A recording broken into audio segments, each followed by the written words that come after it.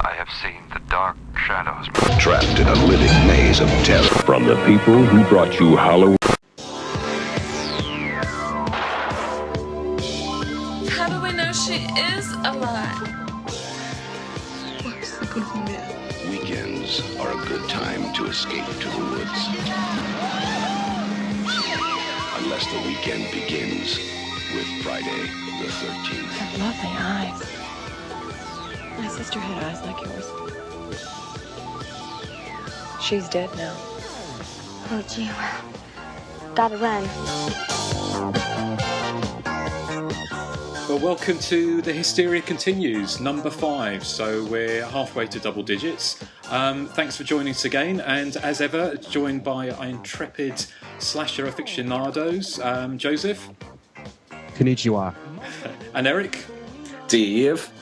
That's and Irish. Nathan. Is that...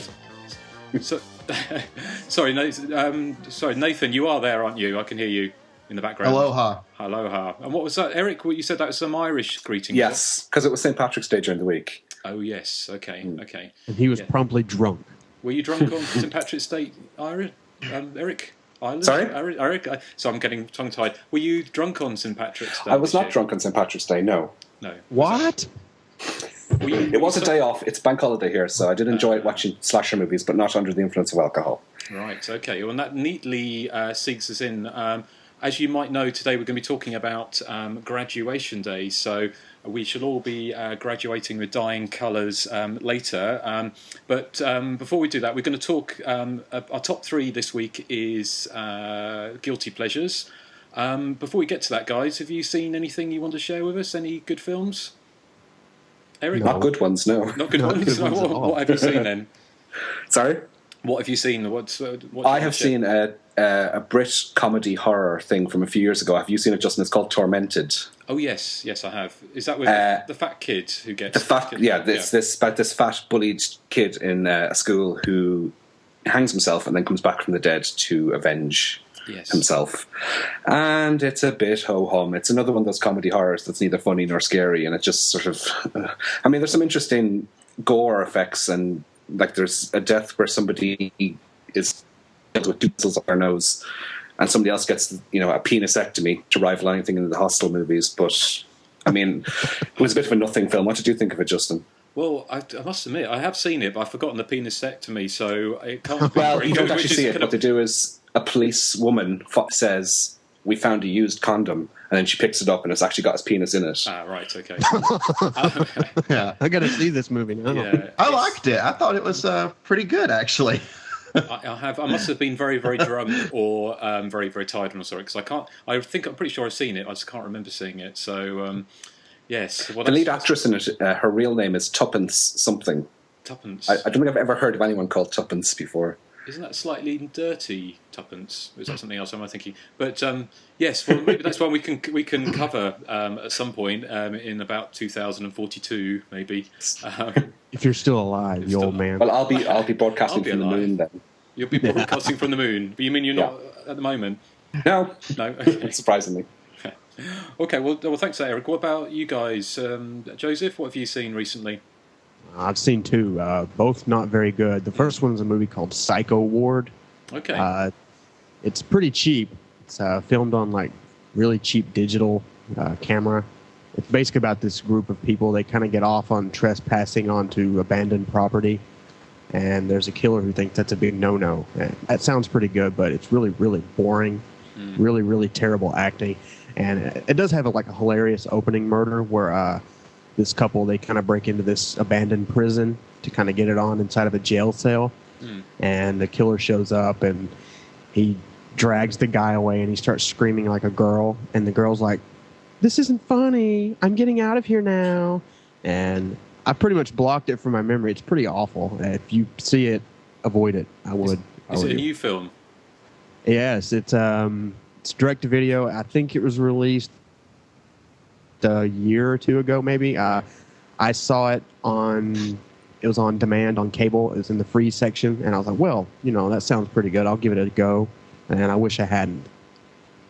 Right. What's the other one you saw? The other one is the inexplicably in demand to be released All the Boys Love Mandy Lane, which I hated. It was really tedious, and it was filled with more of the same obnoxious characters that we've talked about. And I don't know, I just couldn't really identify with anyone, and I just sat there, my jaw open the whole time, like, I hate these people. There's one good scene where this one girl's being chased by the killer in a car, but you don't really care about her, so you don't really want her to get away. And the final twist is so obvious, they may as well have made it the opening sequence. This movie is like, I think it was made in like 2006, and it still hasn't been released, and I think I know why. I hated it. Because it's been out. It was out in the UK and Ireland, probably, wasn't it, Erik, in 2007. And I think it had a brief sort of theatrical release in this country. I don't remember hating it. I like the twist, which obviously not going to spoil at the moment, but it's one I need to revisit, and I don't know why it sat on the shelf that long, because it could have at least got a DVD release in the States. It's not got. Did you say it just got one, or are you watching it in slightly nefarious by nefarious means? Yeah, I illegal DVD. manner. I won't go any further than that. I don't know this. I'm sorry. No, I was going to say, you just cover ourselves. You're watching it on import DVD. Exactly. Yes. I don't know. This movie's everyone's like clamming for its release, and I was like, well, if everyone's like, hey, this movie deserves to be released, it has to be good. And I was just bored the whole time. I didn't care for anyone in the movie. The lead girl, I had no sympathy for her, and obviously through the final twist, you're not supposed to. But I don't know. It's just more of the same, really. Well, it's Amber Heard, isn't it, who probably between this and Drive Angry, which I think has gotten bombed quite spectacularly, she's probably not got much of a career left, I wouldn't have thought. She seems, she's very beautiful, and she seems quite a good actress, but she doesn't seem to have chosen her roles very well, unfortunately. Well, she, I think her movie choices are kind of iffy, so now she's kind of doing the whole Anne Heche thing where she's claiming to be lesbian when she's not, or something. Not to make any kind of slurs or anything, I'm not, but obviously she's kind of clinging onto some kind of other avenue of getting noticed, which I think is kind of shameful.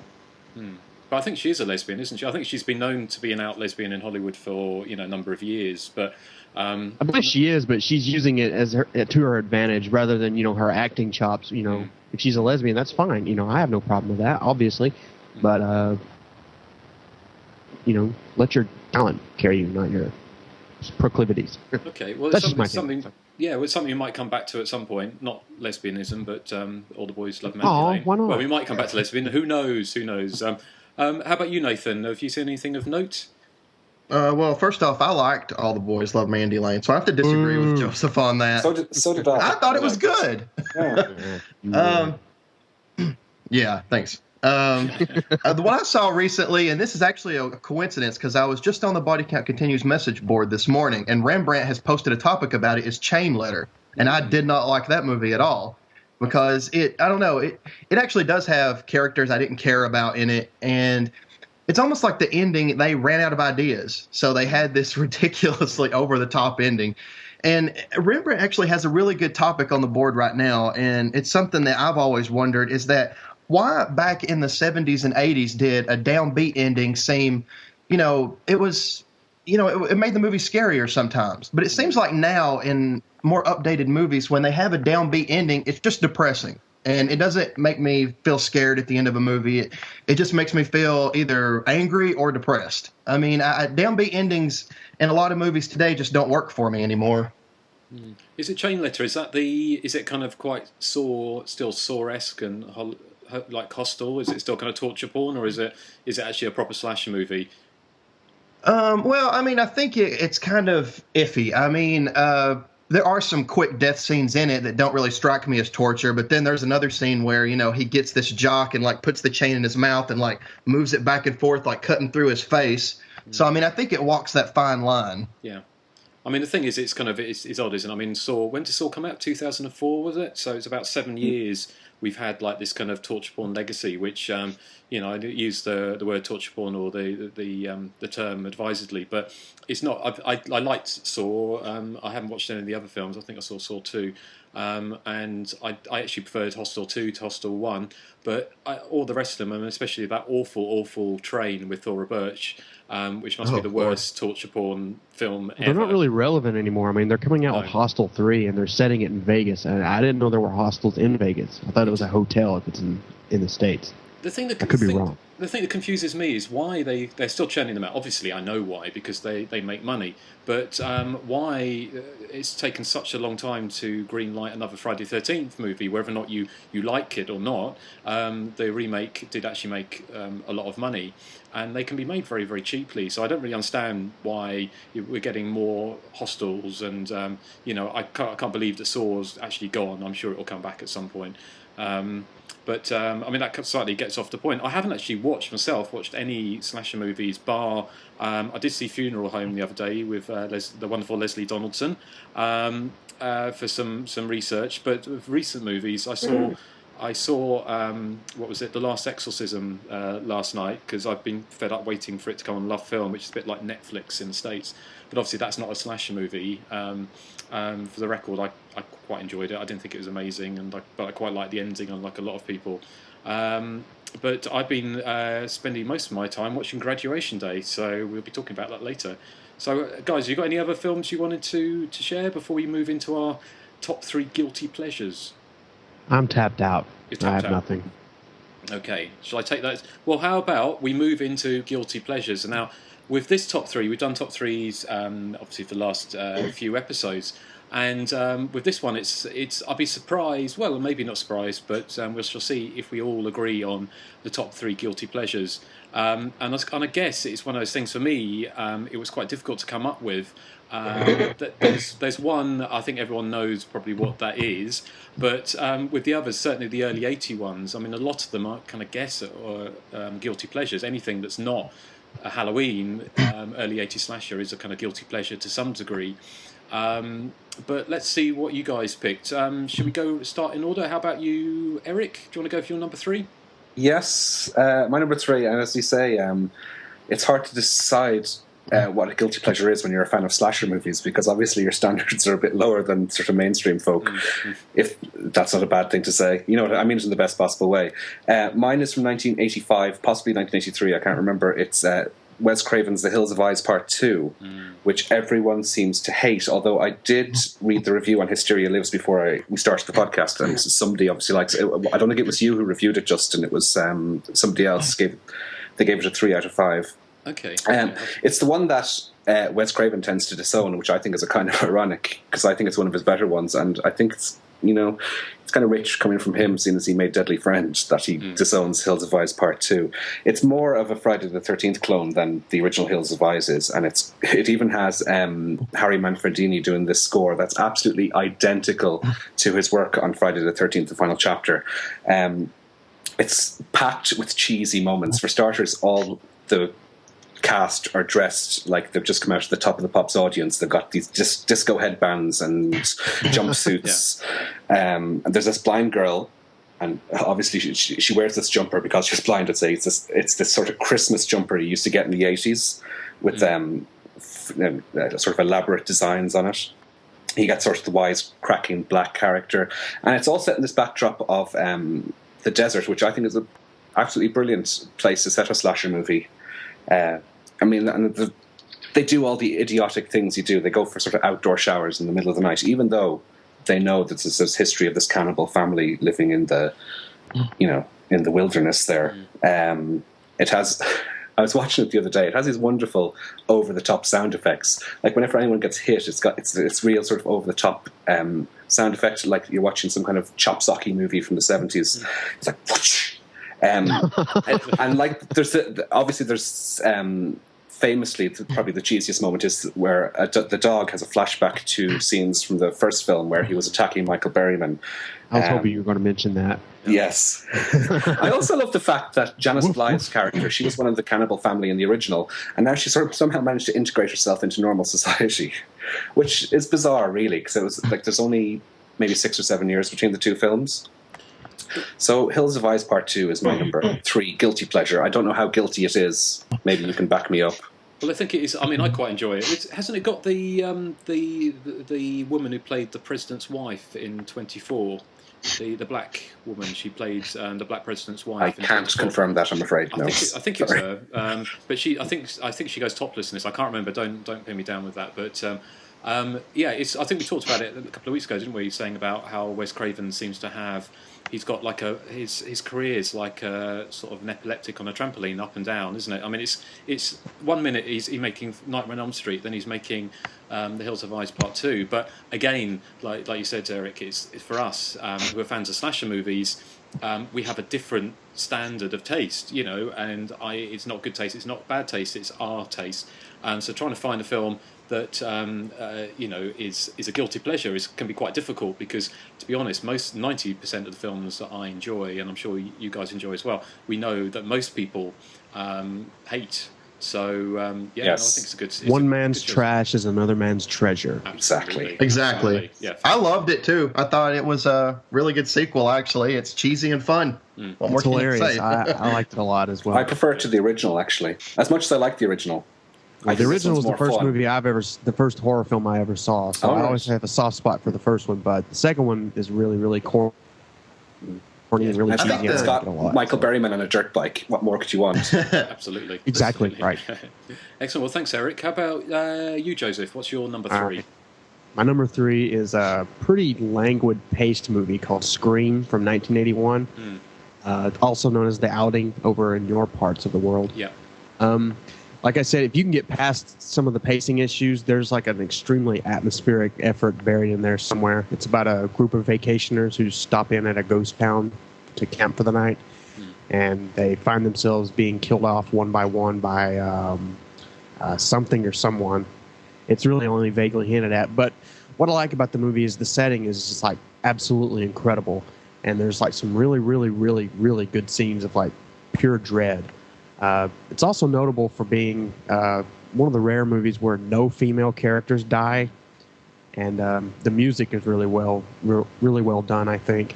And another thing I like about the movie is that the slow pacing. Like I said, if you can get past that, it kind of like gives like a build up. Like you keep waiting for something to happen, and there's long stretches where nothing really does happen, but at the end everything starts happening, and you felt like you've just kind of been just thrust into it really quickly, and I kind of like that. Yeah, it's one of those films. I haven't seen it for a long time. I remember it being thinking it was like watching paint dry, because it is. You get languid to the point of comatose, isn't it? But it's. Am I right in thinking, Joseph? You were saying it's one of those films that it's not screaming out for a remake, but would actually. It's a really good premise, isn't it? You know, yes, the setting is fantastic, and it's really creepy. And if they did remake it, you know, with a little more pace and a little more joie de vivre, I think it would be really good. Maybe bump up the body count a little bit. Maybe give it a few more characters to kind of to center around. I mean, because in this movie there's no real main character. It's just a bunch of like old people just sitting in an old saloon just waiting to meet their maker. But I don't know, it's one of those movies, there's something about it I really like, and it just sticks with me every time I watch it. Cool. Thank you. I really liked it too. I love the scene where the girl's humming and it pans over to all the weapons hanging on the wall in another area, and that one, the meat cleaver, is dripping blood on the floor. That's a great scene. It is a good scene. I like that. I liked it too, actually. I've only seen it for the first time in the last few months. I was deterred from seeing it from all the negative reviews it got, but I mean, it is really, really atmospheric. It has kind of a weird Euro horror vibe, like it was made in Spain in 1972 or something. Yeah, it does, doesn't it? But it got a theatrical release in the States, didn't it, under the title Scream? It did. Back in, what was it, 1980 or something, didn't it? 81. 81, right, okay, cool. It's another film, I haven't seen it for a long, long time, and what I found, actually, since going back to some of the original reviews on Hysteria, which are now almost 13 years old, you know, my opinion's changed on quite a few films, so that is one that, you know, potentially I'll go back and have a look at. So, thank you, Joseph. And moving on to my number 3, it's a film which crosses Mick Jagger with Basil Brush. And if you don't know who Basil Brush is, it's a kind of a 70s TV puppet in the shape of a ginger fox. I already know That what you're film, going to say. It's I know Night what of it the is. Demon, 1980. It was the Bigfoot versus Girl Scouts opus. Now, I just love this film. It's kind of one of the funniest films I've ever seen. And it's what it kind of goes back to why I was a bit kind of unsure about what's a guilty pleasure and what's not a guilty pleasure, because this is a guilty pleasure in so much I know lots of people hate it, but I know lots of people like it for exactly the same reasons. It's fun and goofy and stupid. Probably, I mean, in the same way, something like Don't Go Into the Woods, which is kind of more of a pure slasher movie, I kind of guess. But this has more fun to it, and also has an awesome collection of the worst actors and actresses in the world. So a little synopsis, if you haven't seen it, is a Professor Nugent goes into the backwoods with his students, anthropology students, I think it's to disprove the existence of Bigfoot. And of course, Bigfoot exists and kills them off one by one. But interspersed with all of that is just gory mayhem of Bigfoot pulling off penises, stabbing Girl Scouts to death and making them stab each other to death, burning faces off on fires, whipping people with their entrails. It goes on and on and on. And it's just got some of the best dialogue and some of the worst acting ever committed to celluloid.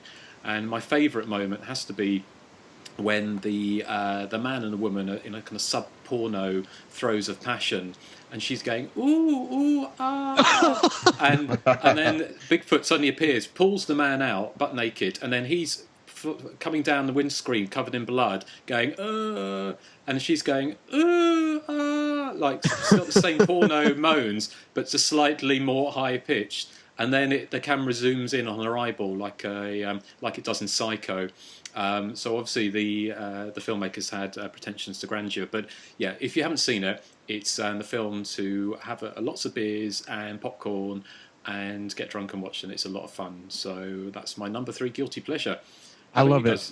There's one scene in the movie that I think is hilarious. It's sort of like the father, the backwoods father. He's kind of like trying to do this like exorcism on this pregnant woman who he knows is like impregnated with like Bigfoot's child or something like that. And he's like, I'm going to do my best Southern accent. He's like, I want you to take this demon seed out of her. Oh, and take the girl too. Yeah. Fantastic movie.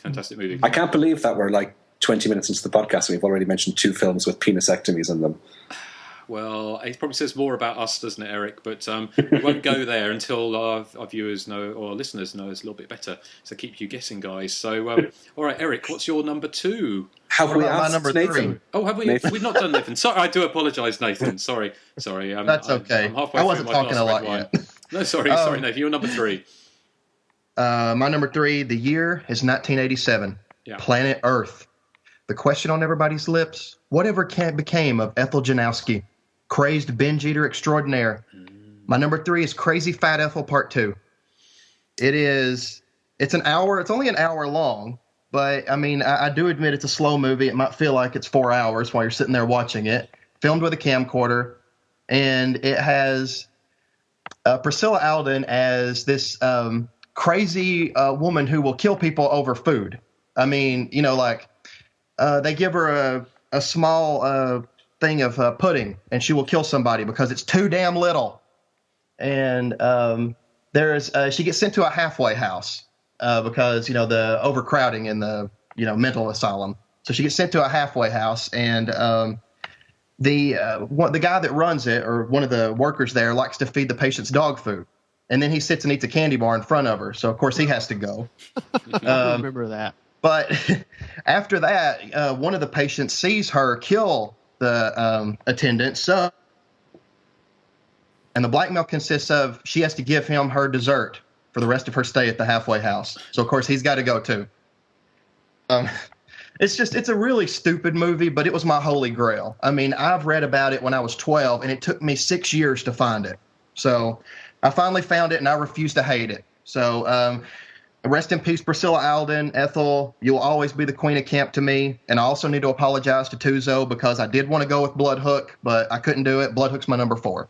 Right. Okay. I must admit, shock. I've not seen either of the Crazy Fat Ethel films.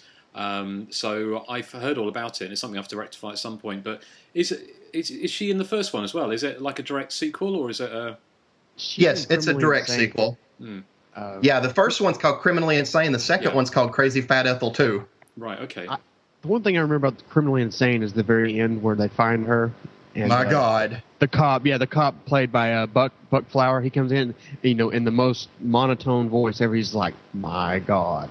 Like, oh, it's no big deal. Look what Ethel's doing. Yeah. And I'm not going to spoil it for Justin since he hasn't seen it. But yeah, because it's a good ending. You'll get it once you watch it. I shall make it my all efforts in the world to see that in the next couple of weeks. So hopefully we'll talk about that next time as well. So thank you, Nathan, and sorry to I didn't mean to forget you. I'm just getting a little confused. So that's all right. my old dotage. So anything else to say about Crazy Fat Ethel Part 2? No, that's it. Oh, warning: never come between Ethel and a well-stocked refrigerator. Okay. That's all I gotta say. It sounds like you. Is it? Well, I was going to make an Erik joke, but I don't like it. Crazy fat Erik 2. If someone takes away your chunky Kit Kat set, I can imagine. It wouldn't be pretty. So, seeking neatly onto that, Erik, what's your number 2? Okay, my number 2 is a very mainstream film, and we were talking about it on the forums recently, and it seems some people like it, but the majority hate it. It's Halloween 5, The Revenge of Michael Myers. Now, if anyone's read my review of Halloween 4 on Hysteria Lives, they'll know that I wasn't too enthused with it. My main problem with it was that I found it really, really boring. Halloween 5 is as ridiculous as Halloween 4, but it does it in a far more entertaining way, I think. If you approach it not expecting Halloween 1 or Halloween 2, I think you can have fun with the film. You have all this cheesy 80s slasher tropes. You have Ellie Cornell prancing around her underwear to the song Romeo, Romeo, which is actually on the Halloween 5 soundtrack. If you want to hear the full version, I have it. And there's so many what were they thinking characters. I mean, we talked about the comedy cops on the first show in the what the fuck moments, but there's also the character of Tina. Now, for anyone who can't remember Tina in Halloween 4, let me just refresh your memory. Does that refresh your memory? It's like having electrical things at the side of my head, like electric shock therapy. But thank you, Erik. So it's like I don't know how Tina managed to stay alive. I mean, it took Michael Myers to kill her. I don't know how her friends didn't do the job before that for all of her behalves. And she has this horrible boyfriend as well called Mikey, and I can't imagine that people like him actually exist. He's the most obnoxious person. I don't know how he manages to have any friends. He's the one, in the leather jacket who has the fancy car that he's really precious about. Sounds like a certain board member. Ooh, do tell. We'll talk off air about that. Who was? Yeah. I think it's quite atmospheric, though. In fairness, I mean, it's not all about the cheese. There is some atmospheric moments. You see these shots where you can see Michael in the distance looking at the characters, and they're oblivious to his presence. I think they're quite effective. But I suppose the thing I like most about it is that it looks completely rushed. It throws caution to the wind and throws the kitchen sink at. They don't care that the Myers house is completely different. They don't care that Michael Myers' mask is completely different, even though it takes place within minutes of Halloween 4. They don't care that they completely reverse the ending of Halloween 4, where Jamie kills, apparently, her stepmother, and then introduces that ludicrous thorn cult thing. And I suppose they're kind of, when you're making a sequel to Halloween or Friday the 13th, you've got a very simple formula, and it's very difficult to come up with new things unless you go for something ludicrous. So, I mean, I suppose they had to go down that avenue, but and also I think one of the film's successes is finally killing off Rachel because I can't stand her. The end. Well, no, I mean I don't hate the those Friday the 13th sequels. I even don't hate the sixth one, although it does test your patience quite a bit. I think part 4. I think I saw part 4 at the cinema in the UK, but part 5 didn't get. I think they basically stopped releasing them to UK cinemas with part 4, didn't they? I don't think part 5 came out here. But what do you guys think of part 5? All right, Halloween 5. I haven't seen this in a long time, but the one thing I do remember, as I think you talked about on one of the earlier podcasts, was the comedy cops, and of course Tina being really annoying. That's really all I remember about it. It's been a long time since I've seen it. Me too. It's been a long time since I've seen it as well. Although I liked Rachel. I felt bad when she died. Yeah, well, no, she was she was a nice enough character, wasn't she? But let's face it, none of them were Jamie Lee Curtis. Unfortunately, no, but, she's no Jamie Lee. No. So, okay, cool. Who's up next? I kind of lost count. I think it's Joseph. Joseph, number 2. All right. My number 2 is Island of Blood from 1982, also known as Scared Alive and Who Done It. All right. This one features a really repetitive faux punk rock song. It's kind of catchy, actually. It's the lyrics are lonely as a child. You were wet. You were wild. You were helpless. And then let's not forget the boil me, stab me, saw me, spear me, that repeats over and over. This one's about a group of would-be filmmakers attempting to make a family-friendly musical inside of an abandoned school on an island somewhere. You get a bunch of characters together in an isolated setting, and it's pretty obvious what happens next. I will spoil some of it. The murderer, he's basically killing people according to the lyrics of that song, and it turns out he's filming it as part of a snuff film. So it kind of begs the question, how does he juggle the murder weapon, the tape recorder, and the camera all at once? The only answer I could come up with was dexterity. So, it's a movie that I think a lot of people hate because it's really poorly edited, and it's kind of, I wouldn't say it's slow, but I don't know. It's kind of hard to explain, but it is one of my guilty pleasures. I like it a lot. I think I've I'm gonna kill you, Joseph. That song stuck in my head now. Well, I've actually got the UK quad poster for that film when it's released here as Who Done It. So, which bizarrely means that film must have got a UK theatrical release, which is mind-boggling to me because it is such a hunk of crap, in my humble opinion. So, but it just goes to show that back in the early 80s, pretty much anything could get a cinema release. So, yeah, I mean, it's another film I might give it a chance, but I seem to remember seeing it and just thinking how horrendous it was. So, have you seen it, Erik? I haven't. No. Okay. Well, I'm undecided whether to seek it out now. Seem too contrasting. Oh, you should, for the cheesiness alone, at least. Yeah. It's very dancing in it. There's one good scene I like in it. Basically, after a bunch of people have died, there's one character who's kind of like the red herring. He's sitting at an organ, and he starts playing the funeral march. And everybody just kind of looks at him. They're like, how could you be so insensitive? It was pretty appropriate at the time. Yeah, it was, actually. Well, it's one of those films I probably will have to watch again at some point. I think I've got the Australian VHS sort of around here somewhere if it hasn't disintegrated. But no, thank you, Joseph, for bringing back that pleasant memory. So you are welcome. Well, before we get into Nathan, my number 2 is I'm going to bring things a little bit more up to date. Well, not that much up to date, about 13 years ago, which is hard to believe that this was released probably about 13 years ago, is Urban Legend. Now, my number 1 film is from about the same time as well. So when we're talking about guilty pleasures, is in some ways I find it easier to talk about films that are guilty pleasures, films that I know certainly at the time, 13 years ago, and even now, they still have a pretty bad rep. People don't really admit to liking them. Now, Urban Legend, I thought was, it's a lot of fun. It's not a great slasher movie.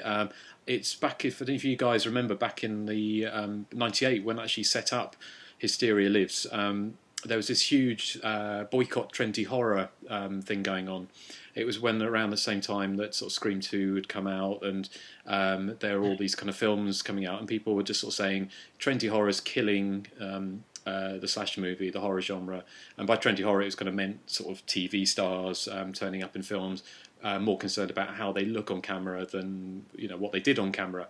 And I can guess Urban Legend is kind of like that, but it's just like a fun horror movie, a fun slasher movie. I mean, it's stupid, it's juvenile, but it's got, the opening is fantastic. With the Bonnie Tyler song. Which the one the woman says, "Total Eclipse of the Heart." Total Eclipse of the Heart, yeah. And then every now and again we fall apart, and then someone kills her.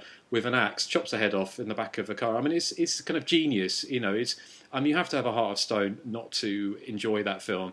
And I think sometimes, just speaking personally, sometimes people are just a bit too caught up in wanting to appear. Wanting to appear above it in some ways, which is ironic because I mean, the slasher movie is, certainly back in the early 80s when we were enjoying them, the films we really enjoy were seen as one step above porn. Now with Urban Legend, the other thing is people are saying it's ridiculous. And as people probably know by now, I love the kind of ridiculous nature of slasher movies, especially films like Happy Birthday to Me. And I've long said, the most ridiculous scene in Urban Legend is when one character's swimming in a indoor swimming pool, and then somebody walks in a parka. And it is ridiculous. I mean, nobody's going to walk from the cold into a heated swimming pool and walk all the length of a swimming pool with a parka and then disrobes. Of course, it's the same outfit the killer wears, but disrobes, and it's just another person out swimming. It's got that kind of cheesiness, that fun to it. The bit at the end where the two girls are, they think one of the other characters is the killer, and they say he's all yours, and then they run off through the woods. I mean, to me, that is just the ultimate in cheesy fun. Popcorn slasher thrills, and I had a really good time with this at the cinema, and it's something I still watch. And I'm not ashamed to say that I really enjoy Urban Legend, and I'm even less ashamed to say what is my number one. But you shall come to that at some point soon. So let me ask you something. Yeah. In that scene where the person walks into the pool with the parka, was it summer outside? I believe, or fall? I thought it was summer. Was it summer? I don't know if it was. No, well, there was storms and stuff, wasn't there? I don't think it was summer. I can't remember, actually. Because I always thought in the sequel, the killer should have worn the parka then because it was actually filmed in the winter. And the sequel, I love. It was actually my number 4. I couldn't include it, but it was my number 4. But back to Urban Legend, the first one, I do like it. There's one scene where the killer, I'm going to spoil it. I mean, obviously, everyone's probably already seen it. It's the Noxzema girl. What's her name? Rebecca Gayheart. Yeah. She hoists like a 220-pound guy up by a rope on a tree by herself, and she's like 5'4" and probably weighs like 105 pounds. I thought that was kind of funny, actually. Yeah. She's terrific in that film, I have to say. She's really great fun, especially when she reveals herself as the killer at the end, and she's a bit woohoo. She's a bit loopy, yes. She has time to backcomb her hair, doesn't she? Which I think is kind of like is what more killers should do to show that you're mad, is make your hair much bigger. Because that's what Friday the 13th was missing. It should have had Jason with big hair. Well, no, Mrs. Voorhees or Jason coming out with a beehive or bouffant out the lake at the end. It would be great. But that would really imply madness, wouldn't it? That would. A spiral perm. I mean, who knows? That's what they need. Killers should have big hair, I think, because it signifies madness. And no, she was great at the end of that, and that real kind of like. Her eyes really pop out, and she's, it's a good fun film. It's nothing special. Even any film that makes you not want Tara Reid to die horribly, to actually be even sympathetic for her plight, is doing something right. So, I love it. I would agree. I say in my I Know What You Did Last Summer review on Hysteria Lives that I prefer Urban Legend and I Know What You Did Last Summer to Scream. The Scream films I think are quite good, but they're not ones I've ever really gone back to, whereas I Know What You Did Last Summer and Urban Legend in particular I love, because I think they capture the early 80s vibe a lot better, especially the way Urban Legend is so silly. Yeah, absolutely. So, you probably might guess what my number one is, but before we get into our number ones, Nathan, what's your number 2? My number 2 is The Last Slumber Party, where the girls are dying for a good time. Oh my God. What? Come on. That is a guilty pleasure, isn't it? That's something you should take to your grave. You should feel guilty for that one. Yes. Everybody hates it. I think it's actually very entertaining. I mean, me and my friend Melissa have this ongoing joke that there's a scene in the movie where the heroine, after she finds out all her friends are, dead, she decides to stay in the house and just walk around. I don't know why she don't leave the house, but why does anybody do anything in a horror movie? But there's a scene where her friend gets up and like grabs her and she goes, "Chris, get help." And my friend Melissa and I always laugh about the fact that her dead friend has to come back to life to tell this idiot to go get help, because and she still doesn't bed, and she goes into the closet. She hears a noise, and she goes, "Who's in there?" I mean, who would do that if you know that your friend's already been murdered? And then Justin has a really hilarious review on his site where it says it contains one of the only scenes where the heroine actually snubs a victim because a woman grabs her and is bleeding from the throat, and she just runs past her. Like, screw you. I don't care about you. I'm going to run downstairs and grab a knife and then come back upstairs again. It's not good final girl etiquette, really, is it? But, I mean, the general plot, an escaped mental patient. He hates his new doctor, so he goes to his doctor's house to kill him, but finds that his daughter is having a slumber party with her friends, and he's, starts killing them off. I mean, it's a really cheesy, really stupid movie, but I've seen it probably about 15 times. I love it. I'm a glutton for punishment. What can I say? Wow, it's a good job. We're talking about guilty pleasures. It's a good job you're not Catholic, or maybe you are, I don't know, but it's one of those things. No, but it's kind of, that is definitely a guilty pleasure. I mean, I haven't seen it I've only seen it the once, obviously. I know what your number one is, Nathan, so... yes, you do. I won't be. Let me ask you, there's one thing in The Last Slumber Party that I actually liked, was the idea of having a separate killer who has no idea that there is another killer. That was original. I agree with you. That was a pretty good idea, actually. It was. For such a shitty movie. Yeah, and the writers of Last Slumber Party are pretty homophobic. I mean, I don't know how many gay slurs they fit into that 90 minutes runtime. Seems to be par for the course. Right, okay, well, that's our number two, so we're going to get into the big number ones now, and I think should we start with... Eric, what's your numero uno? My numero uno is one of the original Video Nasties. It's from the fact that it was a Video Nasty made it a must-see for me back in the day. I'm sure you probably felt this list. It's Jess Franco's Bloody Moon. Now, this is a film that is entertaining probably for the reasons not intended by the filmmakers. It's the story of these murders taking place at a language school in Alicante in Spain. And the biggest pleasure I get out of this film is the English dub track, which struggles really hard to sort of fill the dialogue into the lip movements of the actresses as they go along. I think you have a clip there, Justin, that I sent you. Explain it. It's a piece of dialogue from the film, and I think it expresses everything I want to say about Bloody Moon. If you have it there. I do. Here we go.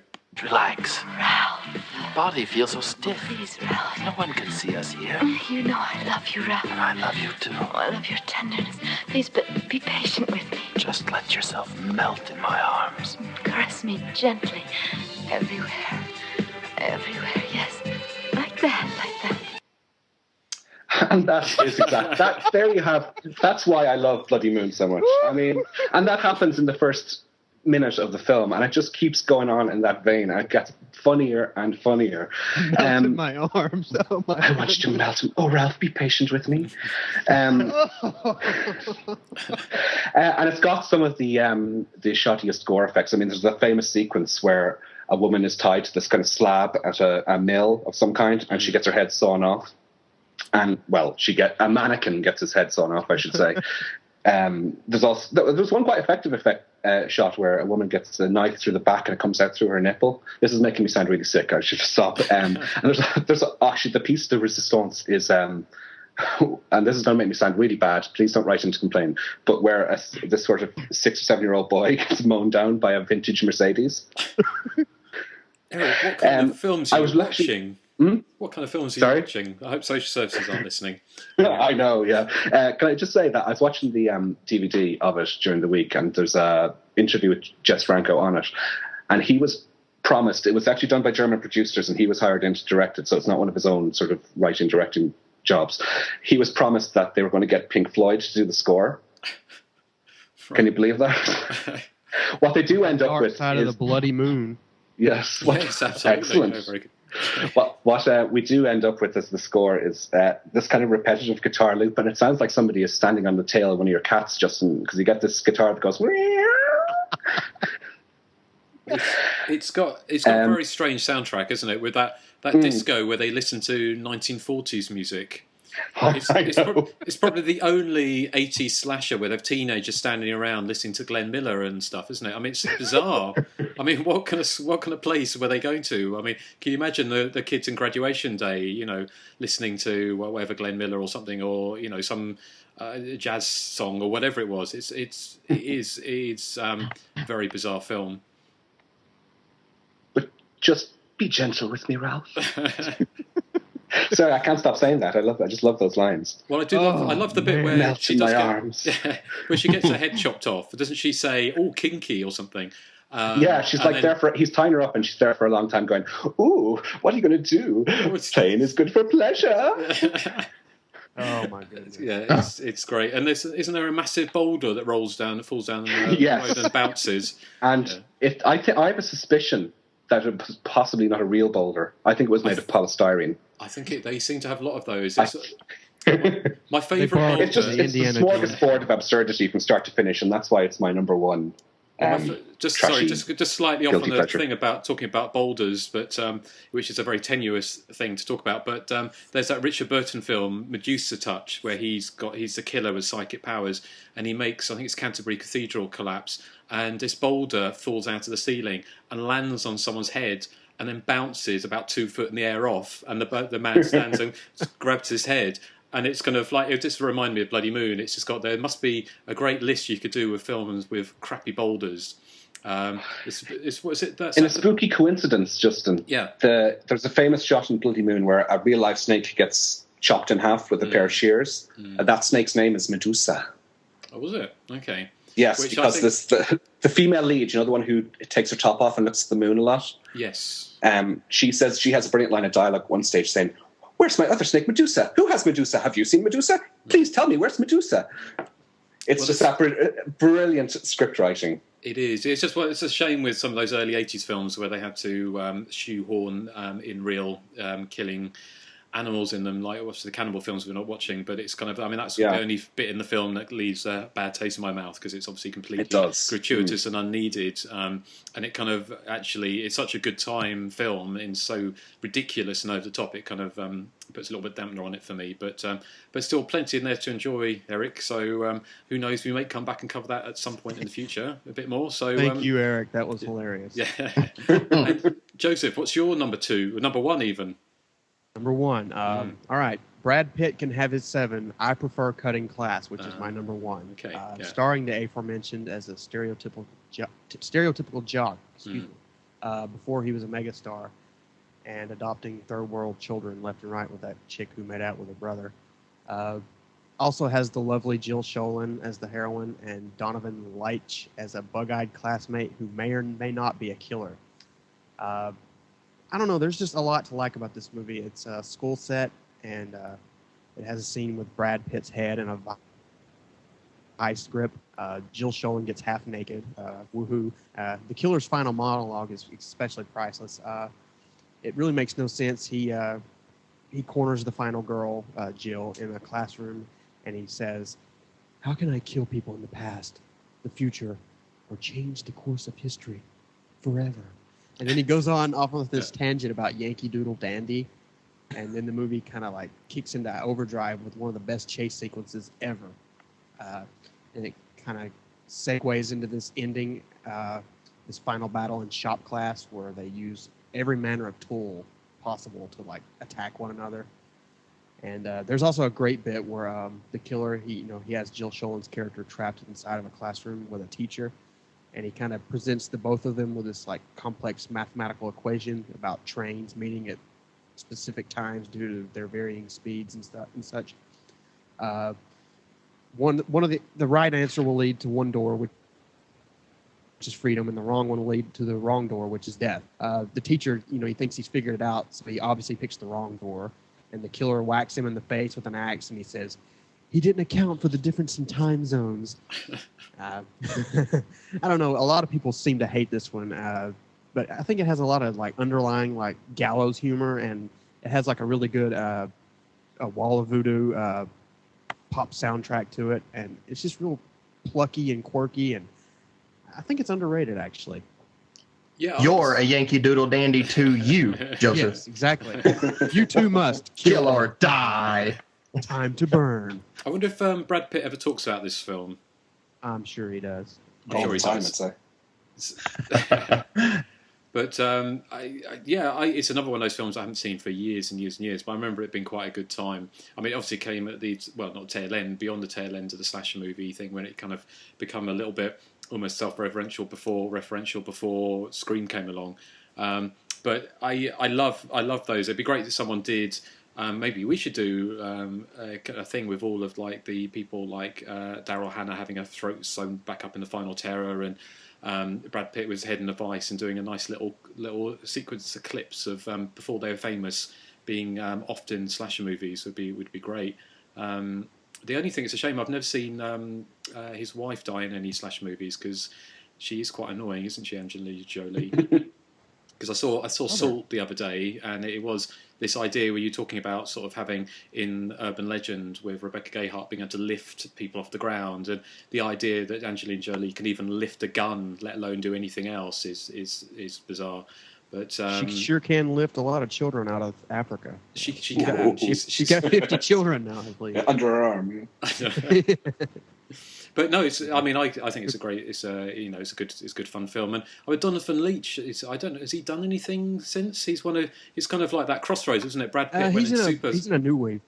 He's the son of Donovan, the famous Donovan, and he's in a new wave band called Nancy Boy, or he was in a new wave band called Nancy Boy. Right. That's really all I know.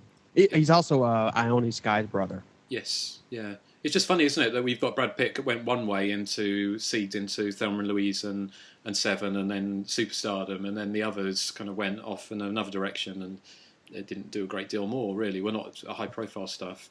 But yeah, it's another film I have to come around and watch again. So, thanks, Joe. Is there anything else to say about Cutting Class? I love it. That's all I can say. I love it, and I don't care what anyone says. I love it. Well, just seeking on from that, what Joe said about Cutting Class, and I make no apologies for my number one.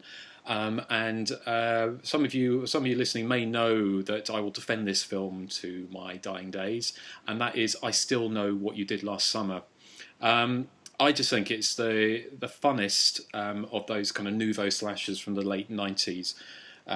It got absolutely panned when it came out, not just by critics, but fans alike. I mean, even people who liked the first film, which I kind of like the first film. It's I still remember very clearly seeing the trailer for I Know What You Did Last Summer at the cinema, maybe playing when Scream was out, or certainly quite soon after that. And had a great trailer with that kind of like, I know what, and they going on like that. And it just remember thinking, wow, the slash movie is back.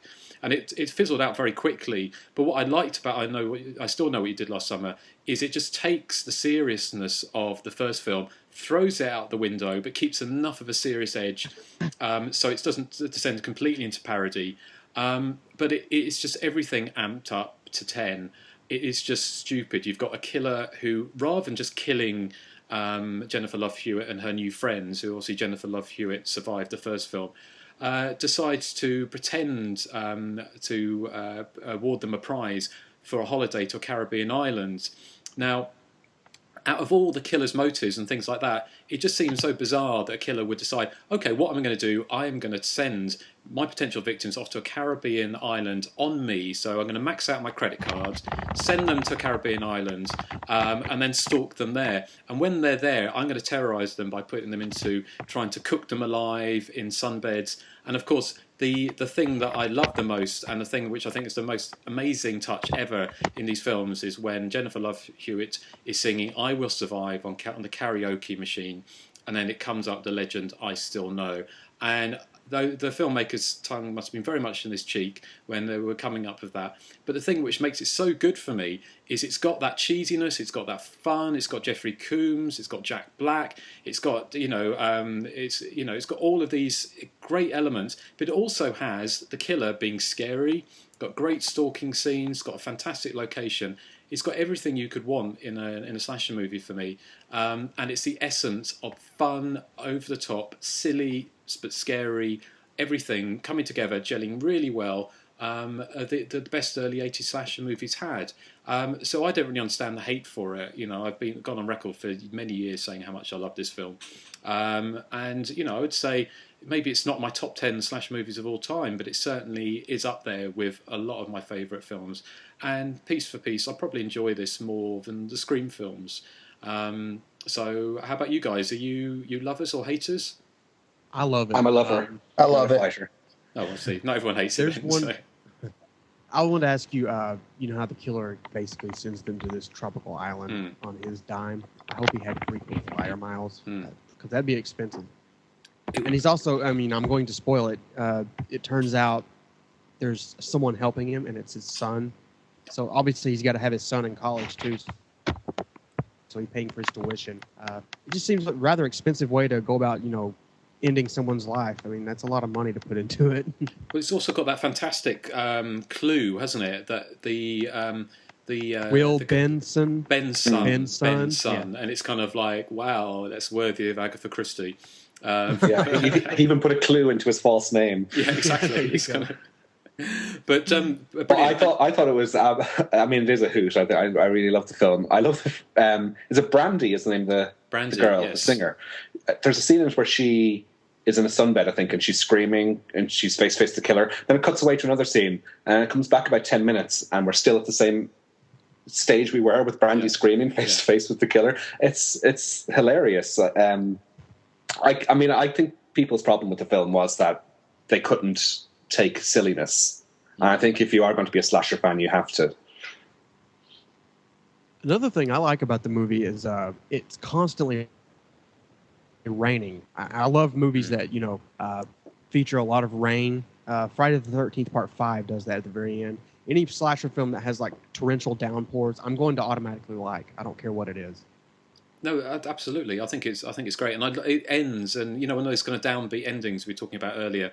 Nathan was talking about with Chain Letter, and it ends on a downer with Julie James, Jennifer Love Hewitt being pulled under the bed, and then ends on that really beautiful song "Gorecki" by Lamb, which is kind of, it just got like a weirdly poignant ending.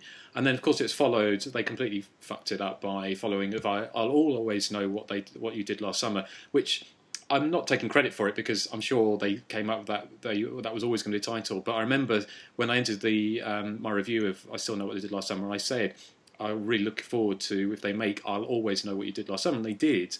But I seem to remember there were talks about doing it and having Jennifer Love Hewitt going into the woods and doing some kind of survivalist weekend storyline, which they didn't go to. They obviously went with a really crappy... That would have been great. Yeah, that'd have been a lot better than what good. they come up with. Well, they came Let up me ask you something. What is the continuity in that movie like? Because shouldn't it be like I should know what you've done a few summers ago and not last summer? I know. Well, it's kind of it is bizarre. I mean, they just obviously went for the biggest hook, I kind of guess, for want of a better term. No but the other thing, intended. I don't know if any of you have seen it, but I think it's the Bollywood film Shush. Have you seen? Oh, sorry, I was going to say the Bollywood film. Oh, sorry. I think it's either Shush or one of the films where they lift the whole scenes from I Know What You Did Last Summer and Urban Legends and just completely recreate them. And What's it called? I think it's either Shush. I think it's the one that lifts out Scream. Then there's Dun the Fog. They're all kind of made after this.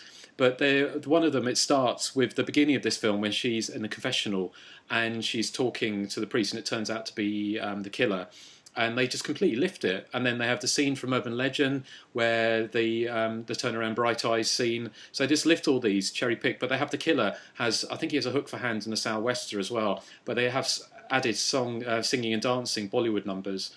So if you haven't seen that, it's definitely worth seeing. It's about 5.5 hours long, but that's really good fun. It's a Bollywood film? It's Bollywood. Have you not? Yeah, I reviewed them on Hysteria Lives. I think there's 3 or 4 Bollywood films that rip off the slash movies. I think I missed that one. I'll have to check that out. That actually sounds really interesting. It does, actually. Yeah. You should watch it. There's fantastic. There's a brilliant bit in I think it's either Shush or Dun the Fog, where the killer, dressed as the killer from I Know What You Did Last Summer, someone's outside in the snow walking around. The killer lies, digs himself under the snow, covers himself over completely, and then jumps out and kills this person as they walk past. Which I think is a great way. That sounds like the snowman bit in Iced we talked about. Yeah, I was supposed to say that. So I'm glad that I Still Know What You Did Last Summer. In fact, arguably, those films actually had more of a inspiration for films around the world. There's a great South Korean film called The Record, which is a nice. Oh, that's a great movie. Yeah, I love that movie. It's really good. Yeah, and that's got. But definitely, you guys, anyone listening, seek out the Bollywood films that rip off these films, because they are really good fun. They go on forever, and there's loads of singing and dancing in them, but they actually just recreate some of these scenes really, really well. So yeah, that's my take. That's my number one guilty pleasure. So Nathan, what I think I know. Sadly, I know what your number one is. So sadly. Yeah. My number one guilty pleasure is Splatter University, where the school colors are blood red and not only classes are cut. I really enjoy it. I think that it is hilarious. I mean, I could laugh all the way through this movie. One of my favorite scenes in this movie is the main girl, the teacher, Julie. She finds her best friend murdered at the school in a closet. And the next day, she's sitting on the bleachers outside. And the dean of the school, comes up to her, and he's like, "Has something been troubling you, my dear?" I mean, finding my dead best friend in a closet, that was nothing. And then she's like, "Well, my best friend was just killed." And he's like, "Oh, I wasn't thinking about that." And then the killer in the movie's hilarious. I mean, I won't spoil it, but at the ending, he mentions that all these women are trying to drain him of his precious fluids and that they must die for that. I love Francine Forbes in the movie, known as Forbes Riley today, the infomercial lady. The movie, I think, is hilarious because there's so many scenes that are pointless in this movie. And there's also one scene that I know Joseph always gets a kick out of, where a guy scares these two girls and a guy in an apartment, and it focuses on all their three faces screaming at once. It's like, It's just so fake. It's very phony. And then for Erik, I have to say that the redhead, before she gets killed, probably has the worst fashion sense I've ever seen in my life. Ooh, I'm sold now. It's awful. I mean, I can't even explain how bad her fashion sense is. But, I mean, I think it's a great movie. It's very funny, and I know Justin disagrees. Well, I haven't. It's one of these films I probably haven't seen for over a decade. So maybe I'll go back and maybe I'd watch again and think it was great. But I do remember thinking, don't do it. But I do remember thinking at the time that it was really mean spirited. I mean, obviously the final girl dies, which is probably giving too much away. But it just seemed to be really mean spirited, and does that not come through when you watch it now? Yeah, see, I wish they would have changed the ending. I do admit, I loved her character, and it really bothered me that she died at the end. I was really not very happy about that. But everything that came before that I thought was cheesy fun. I just think they kind of screwed up with that ending. But, I'll just always, I'll stop it before the ending. That way, to me, she always survives. Okay. Well, we've done over an hour now on this, so we're kind of filling out, padding our time out nicely. So that's good. So because we ran a bit short of the last episode, but this one it looks like it's going to be a bumper crop. So have we got anything else to say about our kind of guilty pleasures, guys, or should we move on to our feature presentation? I just wanted to say that if it was a non-slasher guilty pleasure, my number one would have been Dirty Dancing, and I think that would be no surprise to anyone. But of course. Yes. So, and we shall look out for Erik's podcast and Dirty Dancing coming to yeah, I think I'll do one near you. You'll probably get more listeners than we do, actually. Right, okay, well, let's move on to our feature presentation. Erik's going to take us into this, but before we start, I'm going to play the TV spot for Graduation Day. There are 200 seniors at Midvale High, and 7 days till graduation. The class of 81's having the time of their life.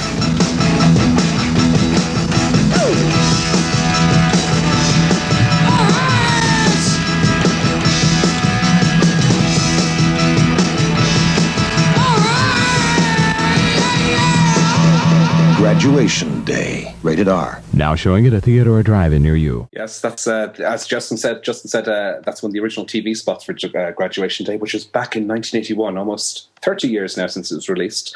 And this was an era when I had hair, and when Justin's only care in the world was where the next roller disco was, if last week's podcast is to be believed. Here's my brief synopsis of Graduation Day, and believe me, it only requires a brief synopsis because there isn't a huge amount of plot involved.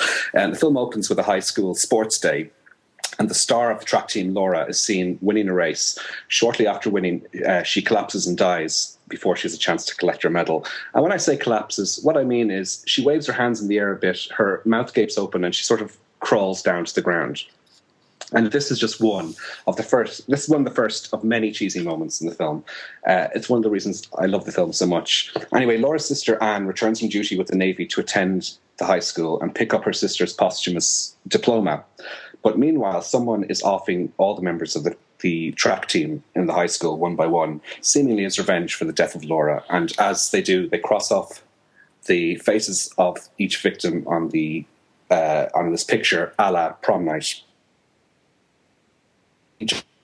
You'll know exactly who the killer is because it gives it away. I only discovered this the other day. It tells you exactly which character does the killing. But slasher fans should be able to pick up who the killer is fairly early on in the proceedings. I mean, there's plenty of red herrings. First of all, we have Christopher George, who we seem to mention every week. I'm beginning to think he's in all of these movies. He's far more ubiquitous than Jamie Lee Curtis, it seems. He plays the wonderfully named coach George Michaels, believe it or not. He's the aggressive, hard-ass coach of the track team. Then there is Laura's boyfriend, who looks a tad like Leo Sayer, and he seems far too old to be in high school. I mean, I think this actor surely must be in his mid-30s, and he's playing a 16-year-old. Elsewhere, the film is littered with lots of famous horror faces. You've got Michael Pataki, and he plays the high school principal. He was also in Sweet 16 with Hysteria Live's favourite Dana Kimmel.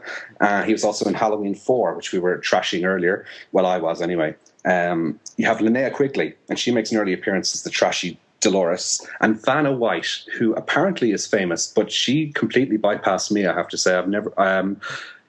maybe our US friends here can tell us more about Vanna White, but she certainly made no impact in Ireland here. And she appears as one of two girls who come in and out of the film at regular intervals, talking over each other and seemingly improvising their dialogue in a hilariously bad way. And Justin, I sent you an example, if you have it there to play. I do. This is... Here we go. Do you want to introduce it? Yes, this is Dolores and... Oh, sorry, this is Doris and Joanne, who accidentally frighten one of their friends in the room, and this is the conversation they have. I don't believe her. What are you trying to do? Jesus, what is... You are out to lunch. You are out to lunch. Let's get out of here. This girl's wacko. You scared me so much that I wet my pants. Yes, she was scared so much she wet her panties. So there you go. Can you tell us more about Vanna White, Nathan, and Joseph? Because she's an enigma to us over She here. made a career out of turning letters on a game show called Wheel of Fortune. All right. She wears these slinky, crystallized dresses and basically walks across the stage, turns a letter, and claps. And is that the whole basis for her fame? Yes. Well, she's pretty, I think. Yeah, I think that on Wheel of Fortune, I think that she's only there is because of a sex symbol, because they could easily get these letters computerized to turn on their own or something. See, but she's just there. Does she I still always do thought it? she should be spinning the wheel. And Pat Sajak should be spinning the letters. There you go. Does she still Anyway, do Wheel of Fortune? Is she still on it, or is she only in the 80s? She still is. Yeah. She still is, really? She still is. Yeah. Wow. She's I like think pushing 70 now, but she's still. That's a bit harsh. Well, they don't do close-ups anymore, I don't think. Now it's just, far away shots over. Like a Vaseline over a lens or over a face or something, sort of. All the duct tape holding her together. Actually, there are a lot of there's some sequences in Graduation Day where it looks like Vaseline has been smeared around the edge of the frame. It does. I think that it has that sort of soft focus look. Trome was remastering, I think in inverted commas, the DVD, which was which they had the cheek of saying fully remastered, or quite what they did to it. I don't know. It was certainly go anywhere near a remaster. So, sorry, Eric. I was just going to say, actually, just very quickly before you go on, just about Vanna White, is she missed a calling in John Waters' movies. Those two girls, I could see them just going on to John Waters films because they were just they were wittering in almost like a Boston accent, even though this film was shot in Los Angeles. It was it's wittering, and they just turned up, the two of them, time and time again, walking through the woods, wittering, going to locker rooms, wittering, just wittering the whole way through that film, which was a cheesy delight. So, There's sorry, a hilarious bit where Christopher George is holding the fencing sword, and they're just standing in the corner going, over and over. Yeah. And they're holding each other, too. Yes. Yes. Fantastic. Eric, what else? Sorry, go on. Sorry, Justin? No, sorry, you carry on. Sorry, I was just going to say, I mean, I know opinion is divided on this amongst the four of us, but I have to say this is one of my favourite films of the era. I mean, I'm the first to admit it's not Halloween, it's not Friday the 13th, it's not My Bloody Valentine. I think it's an absolute hoot, though. It more or less fails as a successful horror film, but it's got this energy and a sense of fun that I find irresistible. It's all over the place structurally. It's, the heroine of the film, the final girl, played by Patch McKenzie, she disappears from the film for about 40 minutes. And the camera and the story sort of focuses on characters that really end up having nothing to do with the film, like the high school principal and his secretary. And there's characters that there's no time spent with them at all, and they turn out to be victims, which is Friday the 13th at least gives a certain amount of setup to each victim. This one, like the character of Ralph, who's the jock who gets the spiked American football through the stomach, he literally has maybe 40 seconds of screen time with the Wittering girls before he's killed. The same with the guy who does the pole vault into the bed of spikes. I mean, I don't even know what that character's name was. But it doesn't matter to me because the film is so cheesy, and I think the cheesiest bit of it probably is the killer himself, who dresses in this kind of grey tracksuit and fencing mask. And when he's running through the woods chasing Linnea Quigley in particular, you can see his legs sort of spin on the spot like he's a cartoon character in Scooby-Doo or something, because I was expecting the sound effect of to accompany him as he sort of winds up to sort of run after her. And it's blessed with not one, not two, but three of the cheesiest songs you were ever going to hear. There's the intro, which is a song called The Winner, I think. There's Everybody Felony. Wants to be the Winner. Yes, Everybody Wants to Be the Winner. Then there's Felony, and they performed the great song Gangster Rock. They actually have 3 songs in the soundtrack. Actually, I was going to do a little quiz here, if you don't mind. And I'm going to ask Justin this, because I think he might be the one who mightn't know the answer. Okay. If that's okay, Justin. Go on then. Is it Toy? Felony. Is it Toy? No, it's about Felony. Felony also have a song on the soundtrack of another famous 80s slasher. Can you name it? We've stumped the expert. Well, I'm the expert in slasher movies, not bad 80s music like Felony and Toy. Will I pass it over to our American friends? I know it is. Okay, I'm going to have to pass it over to Justin. Okay, Nathan, you know it. Nathan? Graduation Day. That's what we're talking about. Joseph, do you know? Okay, I'm probably wrong, but isn't it... He's looking at it on IMDb. No. You are. Is it Fatal Games? Fatal Games? No. Okay, what is it then? Yeah, I'm going to have to give away the answer. It's Friday the 13th, Part 6, Jason Lives. They have a song called I'm No Animal. It's playing in the motorhome. Oh, Darcy DeMoss is having a sex scene. Wow, I didn't know that. So that's Felony. They're not a made-up group then? Sorry? They're not a made-up group? No, they had a modicum of success in the 80s. They had a song called, I have it written down here somewhere, that was a hit apparently in the 80s. No, I haven't it written down here, but they had one song that was a hit apparently. But Linnea Quigley was friends with the girlfriend of the lead singer, and they were in a band together, so she knew Felony already. And you can read more about that on the Hysteria Live site. You've put up some interviews today, Justin, haven't you? Yo, Erik, you've done 3 interviews, haven't you? We've done 4 actually, but 3 of them are online at the moment. If you want to tell us who you've interviewed. There was Linnea Quigley, who plays Dolores. She was lovely. Patch McKenzie, who plays the final girl, Anne. And Linda Shane, who plays the jogger through the woods, whose name is Paula. The character's name is Paula. I like She has one of those big 80s headphones. And actually, she's listening to a Felony track as well, because when her headphones come off, you get the sound out of the headphones. Fantastic. Well, go to hysteria-lives.co.uk to listen to those, or not listen, to read those interviews. It's great. It's the women of graduation day. So, huge thanks to Erik and those people took part, and that was fantastic. I'm just going to say very quickly about Felony. Sorry, just while it reminds me, it's kind of that whole 80s band thing, which obviously this is the thing in a lot of slash movies had the band, but Felony have that kind of that thing. It's like a lot of those kind of bands at the time where they look like truckers in lip gloss. And those kind of like really ugly mannish men who've put a bit of eyeliner and lippy on. And it just doesn't look right, does it? You mean like Susie? No, not like Susie, who obviously looks marvellous in whatever she has on. I'm just talking about those kind of those things where they had like new wave people, and it kind of works on pretty boys, I kind of guess. But when you got someone who looks like a trucker, who's got like lip gloss on, and we used to go. I'm giving this away. When I lived in Brighton, there was a bar we used to go to called Marilyn's, and it was a gay bar, and it had but it had loads of transvestites there. And I'm not a transvestite, obviously, but we used to go there. It used to be the only place. So you protest too much. You couldn't buy Scanish scat porn. So I'm not going to go into any of that. But what I was going to say, it's the only place that was open after hours. So we used to go there, and all the trucker, we used to call them trucker trannies, and it was all the men who couldn't pass as women at all. But they would have like big hairy chests and like, you know, sort of hairy knuckles and big wigs and lots of sequins on. And you pass them, they go, "Oh, love," this kind of thing. And this would remind me, Felony was a bit like that, with these kind of very butch-looking men, but all wearing eyeliner and lippy, and it's just a bit wrong, really. So, but anyway, that's probably too much from me. So, Erik, what was carry on? Well, the other person I spoke to was Martin J. Sadoff, who is the editor on the film, and we have actually an audio interview with him. If you want to play that now, okay. And here is Martin J. Sadoff and Erik talking to him. Okay, well, I'm delighted to be joined by Martin J. Sadoff, and if the name sounds familiar, that's because his name literally leaps off the screen in the opening credits of Friday the 13th, Part 3, and we'll touch on that a little bit later on. But first we're going to talk about Graduation Day, which is our film of today. Marty, how did you get involved in the film?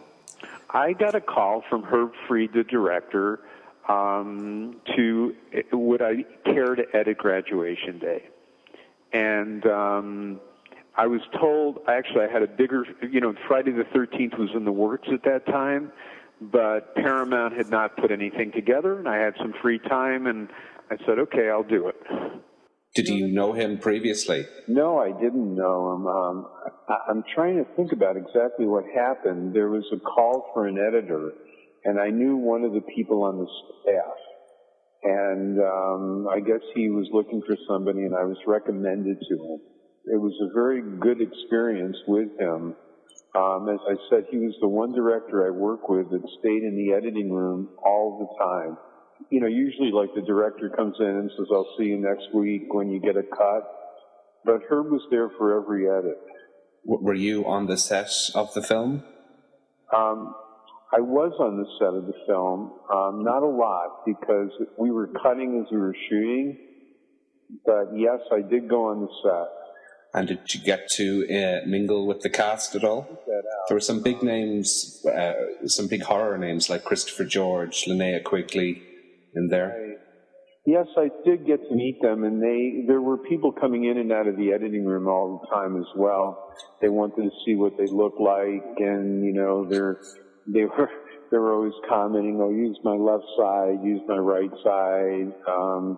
So yes, I did get to meet them. The only depressing part of it is that I was very close to Herb's wife. Never knew at all during the entire production that she was dying of cancer. And I was a little bit disappointed that when after the whole thing was over, because I was involved in the opening and kind of getting the theaters and all that kind of stuff, that I wasn't invited to the funeral. And this was, according to the IMDb, which I know isn't gospel, this is your second credit as a film editor. Your first being 10 years previously. The IMDb is totally incorrect about a lot of things. Yes. If I may talk about this, like right now I'm a 3D supervisor. I'm working at Stereoscope. This is where you're calling. All right, yeah. Okay, I'm doing 3D to 2D movies, all the 2D to 3D conversions of films. I've worked on the IMAX film Mars. Recently, I have never stopped working in 3D. I was a consultant to Deluxe last summer on setting up the 3D routine for Saw 7. And I've worked with Vince Pace. I have not stopped working. It says, but there's no category in the IMDb for 3D Can you remember, was there much left out of the film?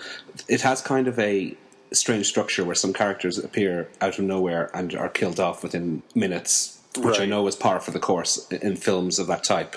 But can you remember if there was much left on the cutting room floor or parts were cut out? There was a lot left on the cutting room floor, actually, because I work with Herb during the editing on it. Actually, he was in the editing room every day. Usually a director leaves you alone, but he didn't. It was the beginning of the slasher era, and he did not believe in getting involved, like with backstories, which I did believe in. Like, my cut had more of a backstory to the characters, you know, and who they were, because I felt that just killing people off was stupid. There's actually quite an interesting editing technique in the film. I don't know if it was your idea or the director. Those flash cuts where it kind of strobes. Those are my flash cuts, and I'll tell you, they were very difficult to do in those days because you actually had to get cut negative, and the flash cuts are 2 frames each all the way through. And the reason for the flash cuts is he never showed the murders. The only way that I could make something happen and seem dramatic was I flash cut the whole picture. Yes, because it's quite unusual for the for films of 1981 onwards not to show lots of sort of graphic stabbings and killings and that. You know, Herb Fried was a rabbi. The reason those flash cuts are put in, Herb didn't like the flash cuts. I put them in because there was no way for me to get from point A to point B. I didn't have the shot. Now that I look back at it, I felt like at the beginning he didn't know how to do a horror film at the time, to be honest with you. But now, when I look back at it, like 20 years later or whatever it is, 30, I think that maybe because he was a rabbi. Well, we think it's a great film. A fun film is probably. I have a copy of it, by the way. I have the 35 millimeter word print. Yeah, because obviously, being in my mid-30s, I was too young to watch it in the cinemas when it came out. But I do have the 35 print of it, and it's run quite frequently. Actually, it's the same version, I assume, as what we have on DVD and VHS, is it? Mm-hmm. There seems to be a lot of improv dialogue in the film, and I'm wondering if that presented any problems for you when it came to editing. No, that film was shot pretty close to the script. I had a line script, and either that or it was a great, great script supervisor, but I found none of that to be the case. All right, because there's 2 characters in it called Joanna and Doris, one of which is played by Vanna White, and they seem to be improvising a lot. They weren't, actually. You know, Vanna White became very famous after that. And no, it was pretty much line on line on the script. It's actually a very easy film to cut because I had a shooting script on one side, and if she was improvising, it was pretty much within the course of what was written. Do you know what I mean? Yeah. Mm-hmm. But when you got the gig on Graduation Day, were you familiar with a lot of the films of that type that were around, like Halloween, Prom Night, Friday the 13th, and did they influence you at all? No, as a matter of fact, the very strange part of it all was my father owned Janus Films, which in the United States was all the foreign films, and I was really used to like the work of Georges-Henri Clouzot and things like that, like very, I wasn't into the slasher films at all, and it was very interesting that it was right in the middle of Graduation Day that I got called to do Friday the 13th. But I had never been a Friday the 13th fan or a horror film fan at all. And actually what was really great about this film, it brought me right into it, and I finished Graduation Day and the next day walked into Friday the 13th. That's interesting because Graduation Day, from what I can tell, opened the same weekend as Friday the 13th Part 2. It's rather strange, and the funny thing that you'll never believe is I never saw Friday the 13th Part 2 until after I started working on Friday the 13th Part 3. So they obviously had Part 3 in mind before Part 2 was even released. Well, the difference was that Part 1 and Part 2 were Paramount pickups. They were not made by the studio. Mm-hmm. And what happened at the end was let me just get this exactly right. Part 2 was the neg pickup that Paramount just released, and they didn't buy the series until Friday the 13th Part 3. That's the first film they own. The others were just releases that were made by the Barsamian family in Boston, Massachusetts, who owned a company called Esquire Theaters, and they actually put up the money for Friday the 13th Part 1 and Part 2, and that's the reason that Jason took on such a different look in Part 3, where in Parts 1 and 2 he just wore a bag on his head. But no, that's the funny thing about it. Everybody asked me that question. Well, you know, Part 2 opened the same day, and then you went on and did Part 3. So how much relationship was there? I never saw Friday. I saw Friday the 13th Part 2 100 times, like starting 2 weeks after Graduation Day came out, but I never saw it before. The DVD and VHS prints that we have over here in Europe, anyway, of Graduation Day seem quite dark, and I was wondering if you have an original 35mm print. Does it look... Not at all. My print is gorgeous. When the Graduation Day was done, their VHS was just coming out. In fact, I don't even have a deal on the VHS part of it. But no, I have a 35 print that's 15 years old that looks pretty nice. What screen ratio is it in? It was in 1:6:6. He made it so that it really could be. There were no hard mats on it, you know. He did it in 1:6:6. I kind of really framed it, to be honest with you, for 1:8:5. I did watch it about a year and a half ago. I have a Blu-ray on it, and it was on television a bunch of times on DirecTV, yes, and I did watch it. And I thought that for what Herb shot, that it worked out really well. It was a scary movie. I thought it had that feeling of being a bigger budget than it was. I mean, the entire budget was like a lunch budget, you know. He bought used ends for film. I mean, it was just opposite of Paramount, you know what I mean? Like, Paramount, we had to use the correct emulsions, the correct boxes, the correct everything. And which one was more fun to work on then? Was it the low-budget one where... And I will tell you this. Friday the 13th was a lot of fun, but at the end of the 2 years, everybody was ready to kill each other. It was so intense. It was so much work. It was... I would have to show up at the studio and run the dailies with the executives in 3D. Then I had to drive about 70 miles from downtown to Saugus, where the movie was being shot. Then I had to stay at night and run the dailies with the crew. Then I had to go home to Marina Del Rey, which was like another 70 miles, to get up in 4 hours to go back to Paramount again. What was your background in 3D prior to getting that job? My background was when I attended NYU, the year of Marty Scorsese and Mike Wadley and all that. And my father actually was the head of Janus Films that brought all the foreign films into the United States, the Godard films and the Truffaut films. So I was never really exposed to American films. And one afternoon he took me to the local movie theater and I saw Creature from the Black Lagoon. And from that point on, that's all I ever wanted to do. And in the doing of the Friday the 13th was not a low-budget film. The editor on Friday the 13th had just finished Officer and a Gentleman. He just recently died, George Hively. And the cameraman had just come off of Steel Wheels with the Rolling Stones. So a high caliber of crew on that film. Yes, they had a very high caliber crew in case, because there were a lot of young people and they weren't sure that the 3D would work. Steve Miner wanted a 3D movie that could be handheld, could be kind of like Saw, that could be handheld, could be on a Lumicrane. It was the first movie shot totally on a Lumicrane, and it was totally different from today's way of shooting because it was shot off a single camera.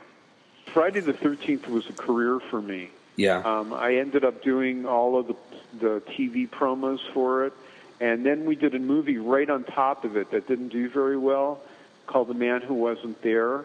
I mean, I stayed with the series. I edited Part 7. I don't know if you know that. I did, yes. Yeah.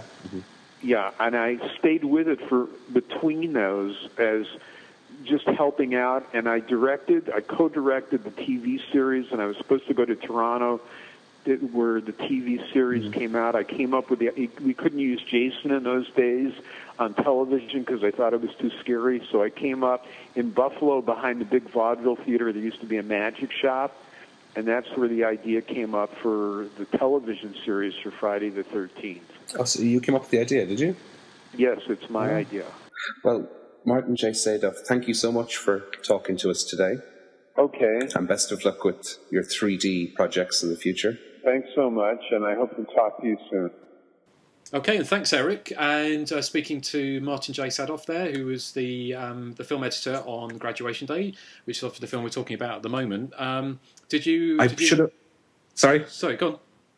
I was just going to say, I meant to mention before we played the clip that there were going to be some audio issues with it because it was done over 2 days. And the second time I rang him, he was on a hands-free kit and the audio was quite low. So I had to boost that, and then that created all kinds of echo effects that I wasn't able to reduce, I'm afraid. So apologies for that. Well, as we know, our loyal listeners, all 5 of them, have listened to lots of audio problems with us because, as we know, as we said before, we're doing this over Skype on 2 sides of the Atlantic all at the same time. Yes. So if there is any sound issues, which there doesn't have been too many today, then please be kind to us because that's the only way we can do it. So file it under below me.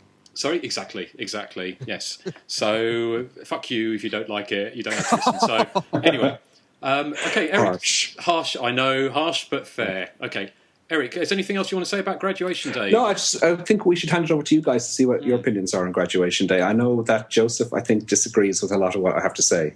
Yes. Now, I'm going to say what I liked about it, which is very little, and then I'm going to say what I disliked, just a lot. How dare you? Fighting talk. Okay. The one thing I did like about it is the cheesy lounge lizard music teacher. He looks just like Stephen King. And his name is, Mr. Roberts. Yes, he looks just like Stephen King, with apologies to Mr. Palmer. I'm sure that's going to offend him a lot. He inexplicably has women draped all over him. I should say teenagers. He's probably in his 50s, so he's got these teenagers draped all over him while he's kind of tinkling away at the keys. I liked his character for funny reasons. And also there's a scene at the end that I really liked.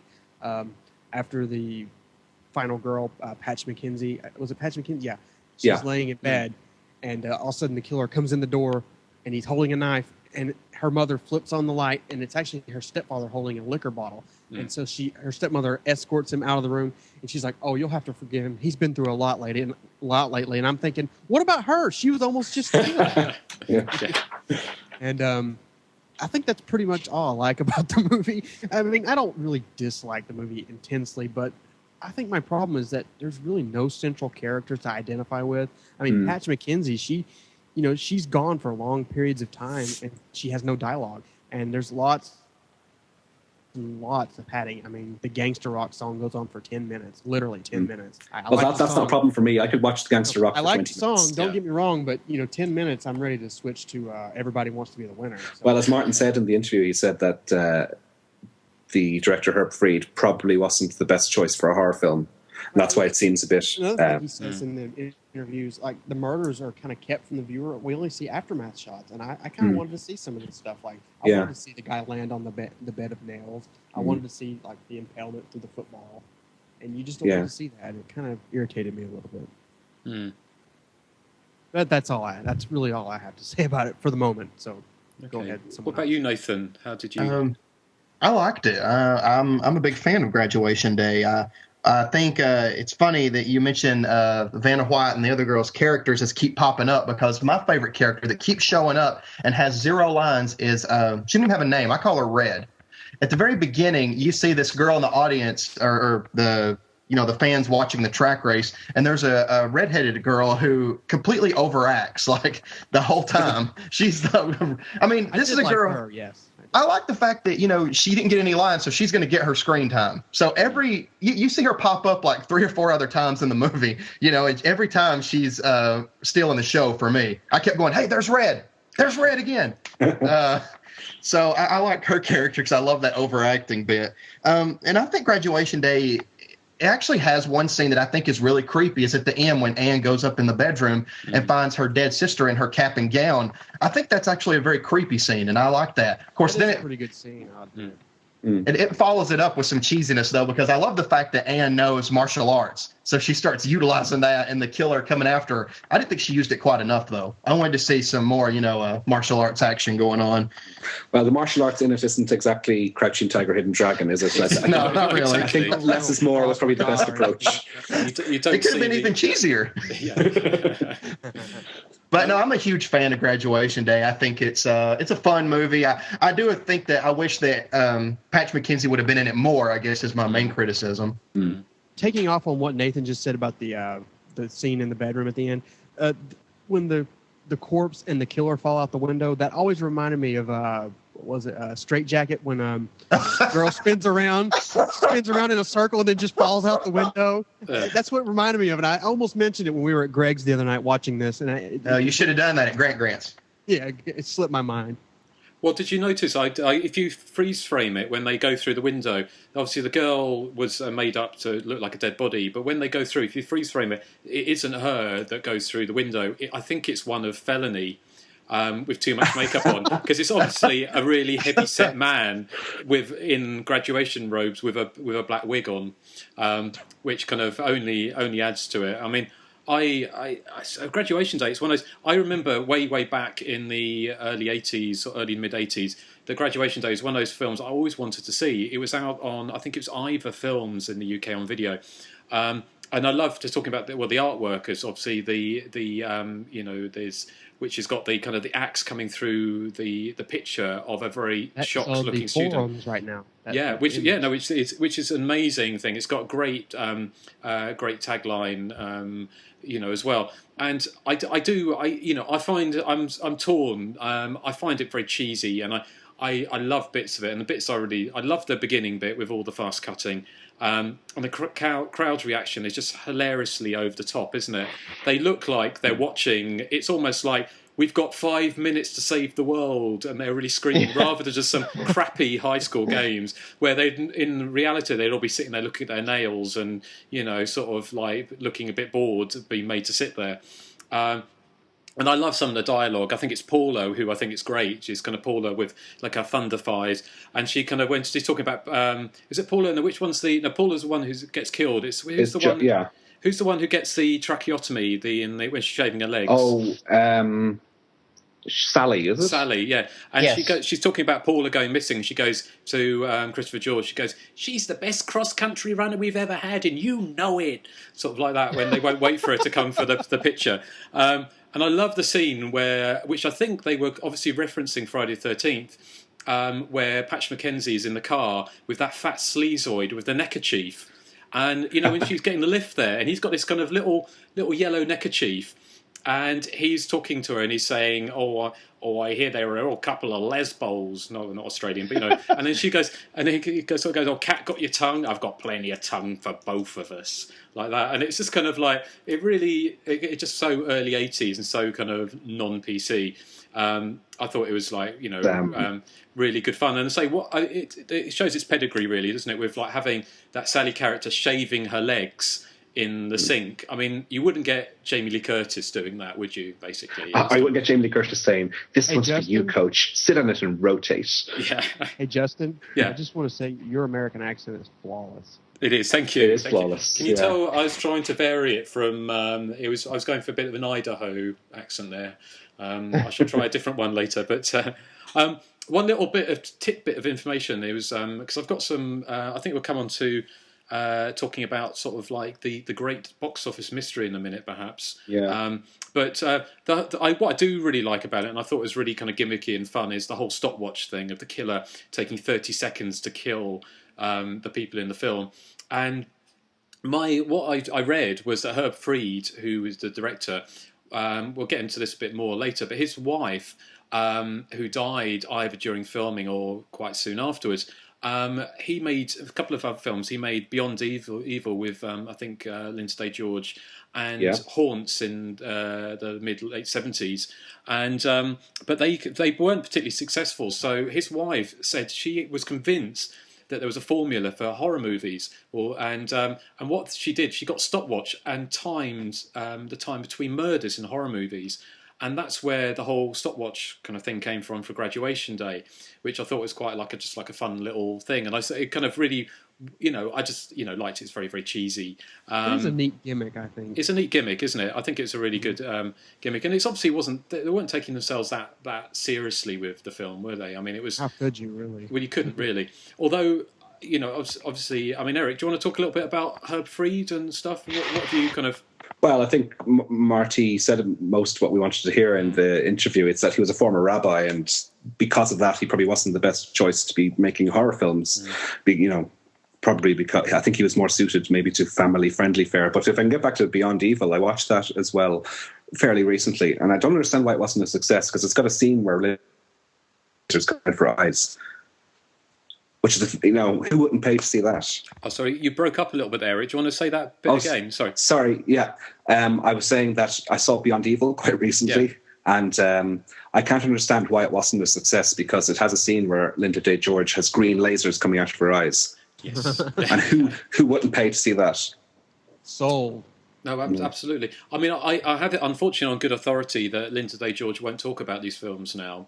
So, unfortunately, we won't be getting her on the show anytime soon. As much, if you're listening, apparently, Christopher George doesn't talk about them anymore either. Ooh. Oh, well, oops, yes, how insensitive! Very insensitive. But we do seem to be covering lots of Christopher George films, and he is a legend, isn't he? I mean, he's a great. He's just really good fun in these films. I mean, I think he kind of sleepwalks through them. I think he's doing them for the paycheck, but he does add a real grisly, excuse the pun, kind of sense of funness for in the films. I think he's very game, in them. That's the thing I was going to mention was Christopher George. I'm sorry. At the very end, he's like, "I've never killed anyone in my life." Yeah, just the way he says it's really hilarious. Well, that's the thing I do like about the end, because although the film does drag a bit in various places, and it kind of lurches from one scene to another quite incoherently, is the last 15 minutes are quite exciting. And I love when Vanna White and her friend Witter run out the school screaming, Wittering, going, "Get the police, get the police!" And they're sort of running through, and everyone's ignoring them, apart from Patch Mackenzie, sort of kind of looking over at them, and they're kind of running with their hands in the air, sort of like stereotypical victims. But then it kind of segues into quite a fun last 15 minutes with obviously Patch Mackenzie finding out who the killer is. And I mean, shall we agree to spoil who the killer is? Yes, seeing as the Legion 2 packet tells you.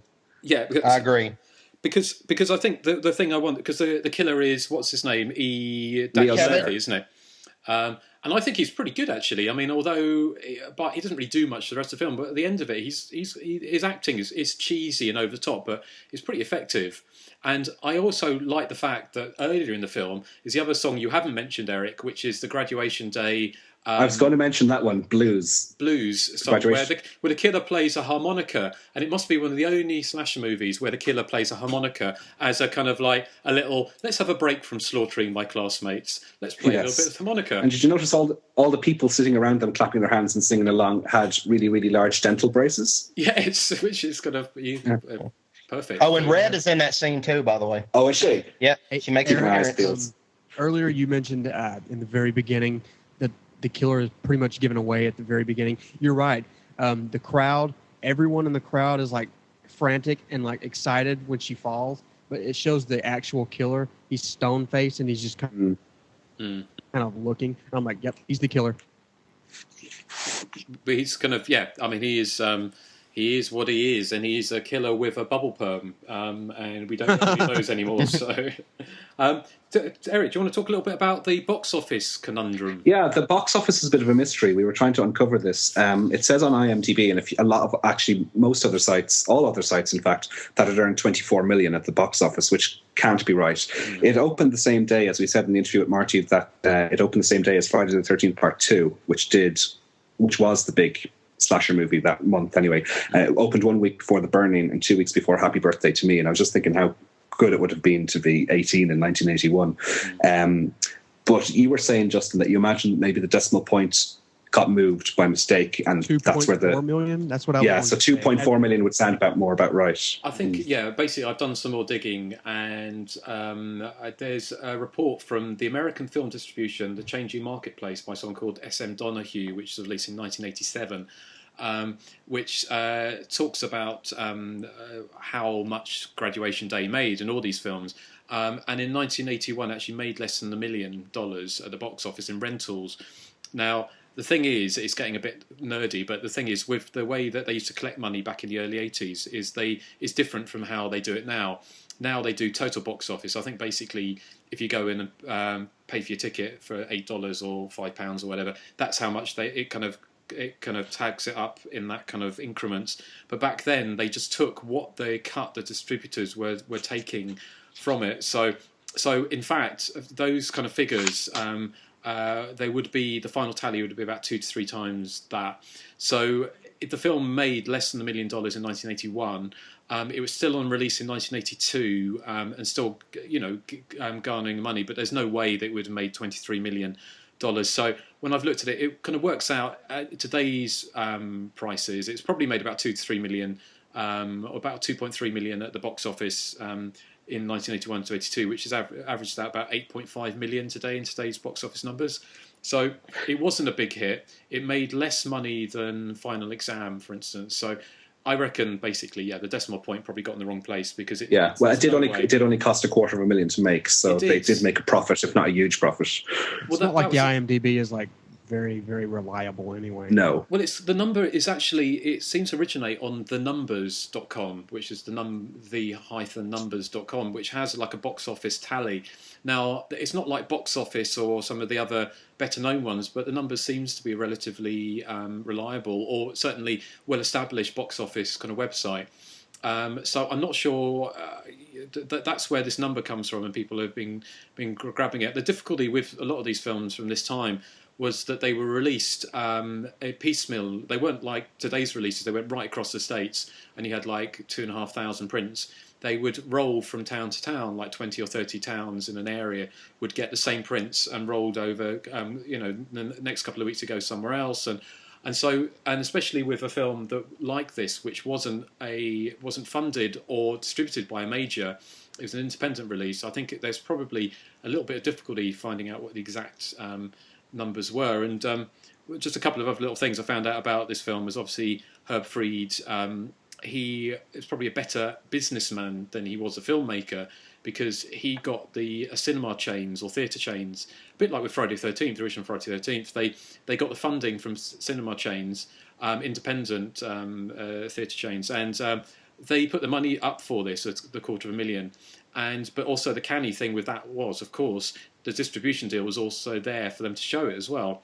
And one of my favourite stories that I think I read, I think it's in Going to Pieces, Adam Rockoff, Hysteria / movies, was saying that when it opened in Los Angeles, how they promoted it was they got some teenagers dressed in graduation gowns with badges saying "I survived graduation day," running up and down trying to get people to come in, which I think is a great way, a bit of ballyhoo to try and get people sort of involved in it.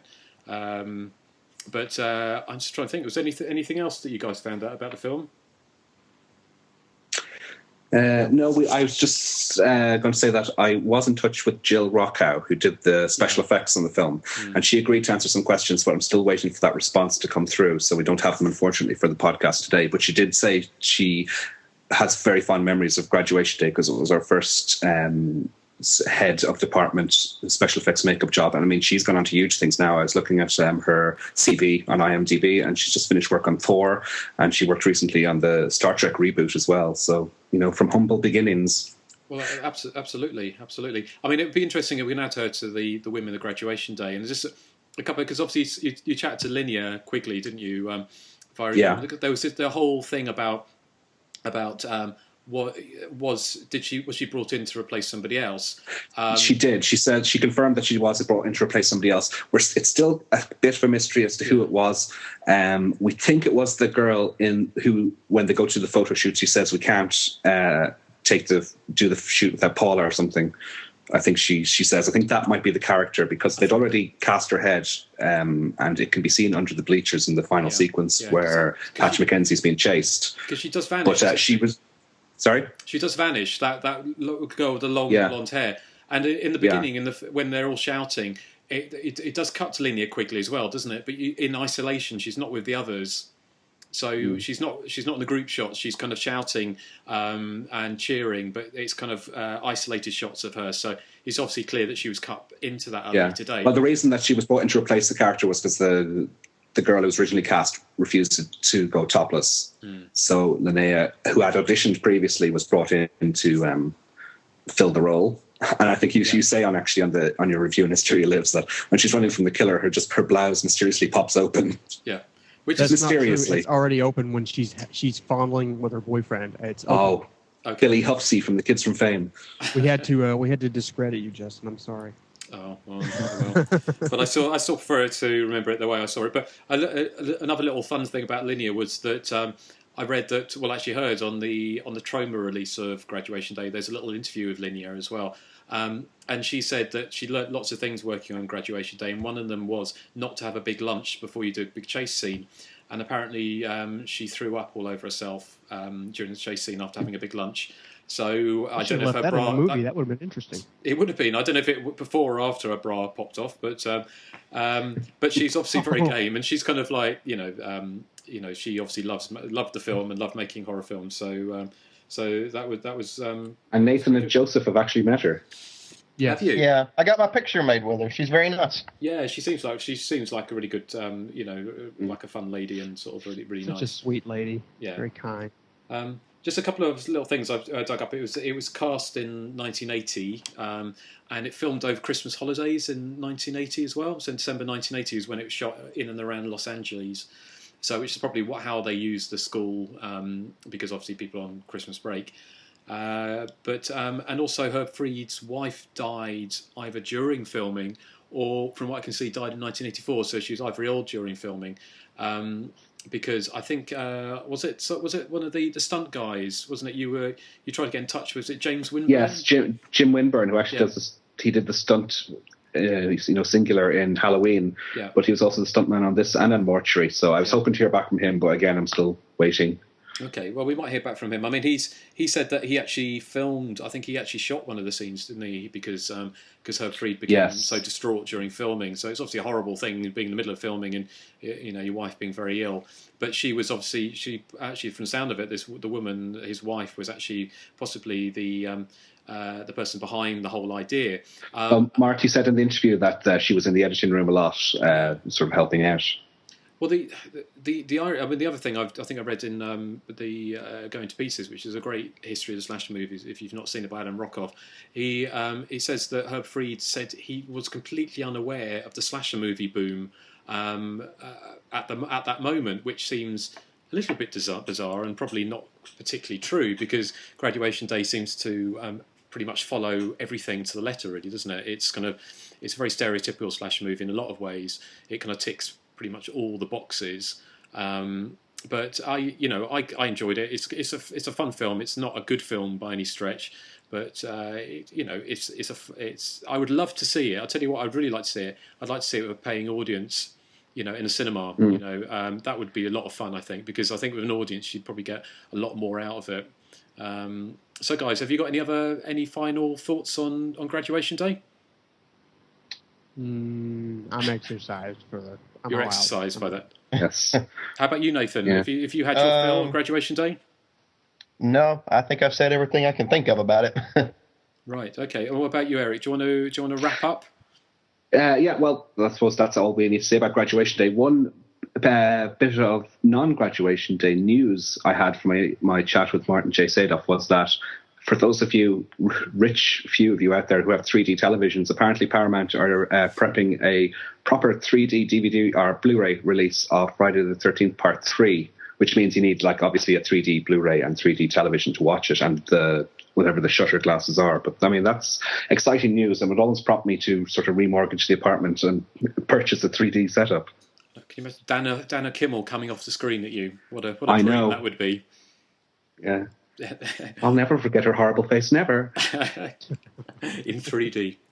Because certainly just getting off subject, but the Friday 13th Part 3 3D DVD that came out is probably the worst 3D I've ever seen.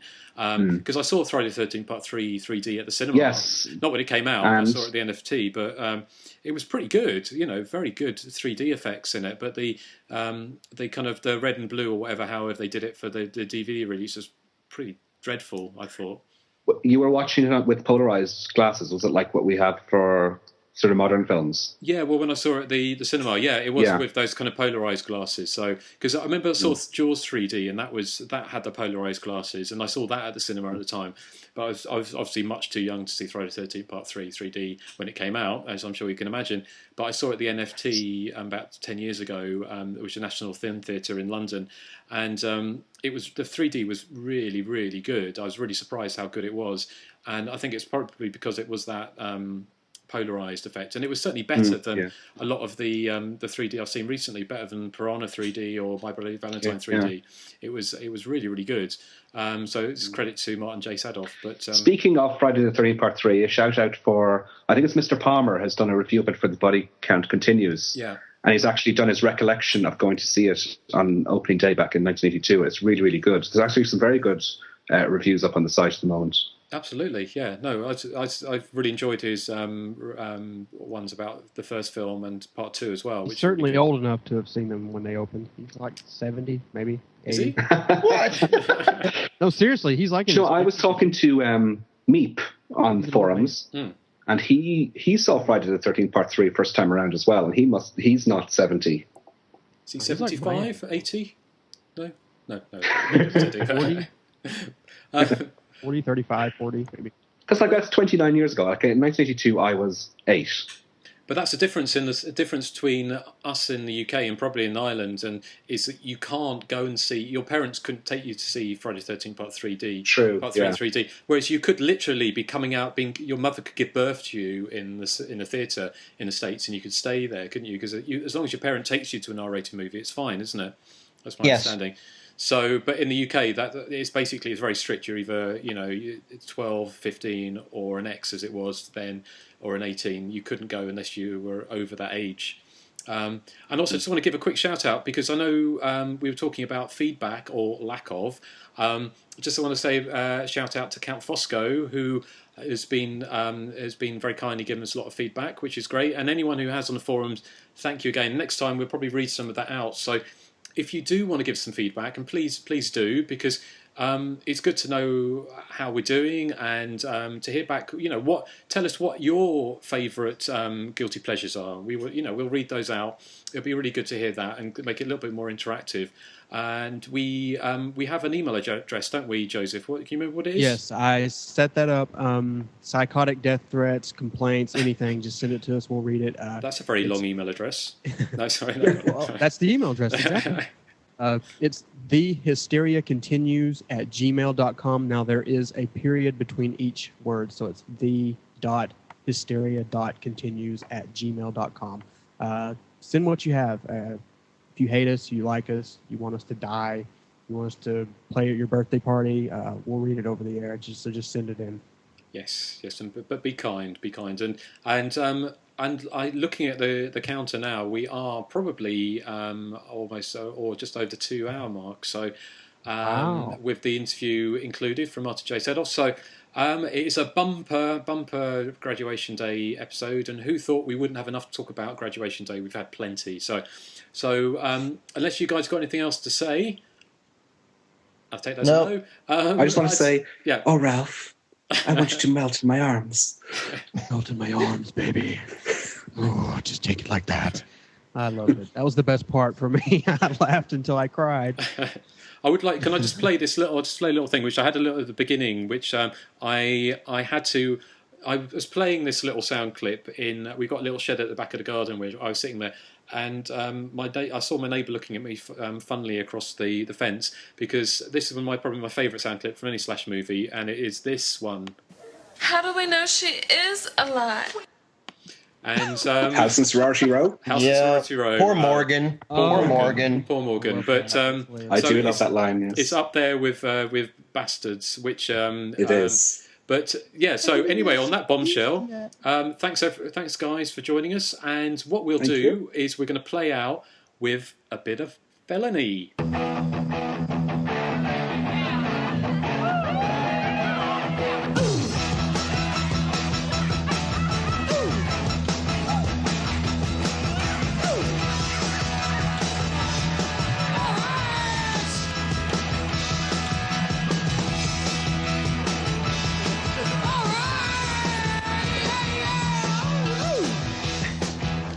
So what's this? If you go off and I find you with Sue? We're just friends. Well, sometimes things seem alright.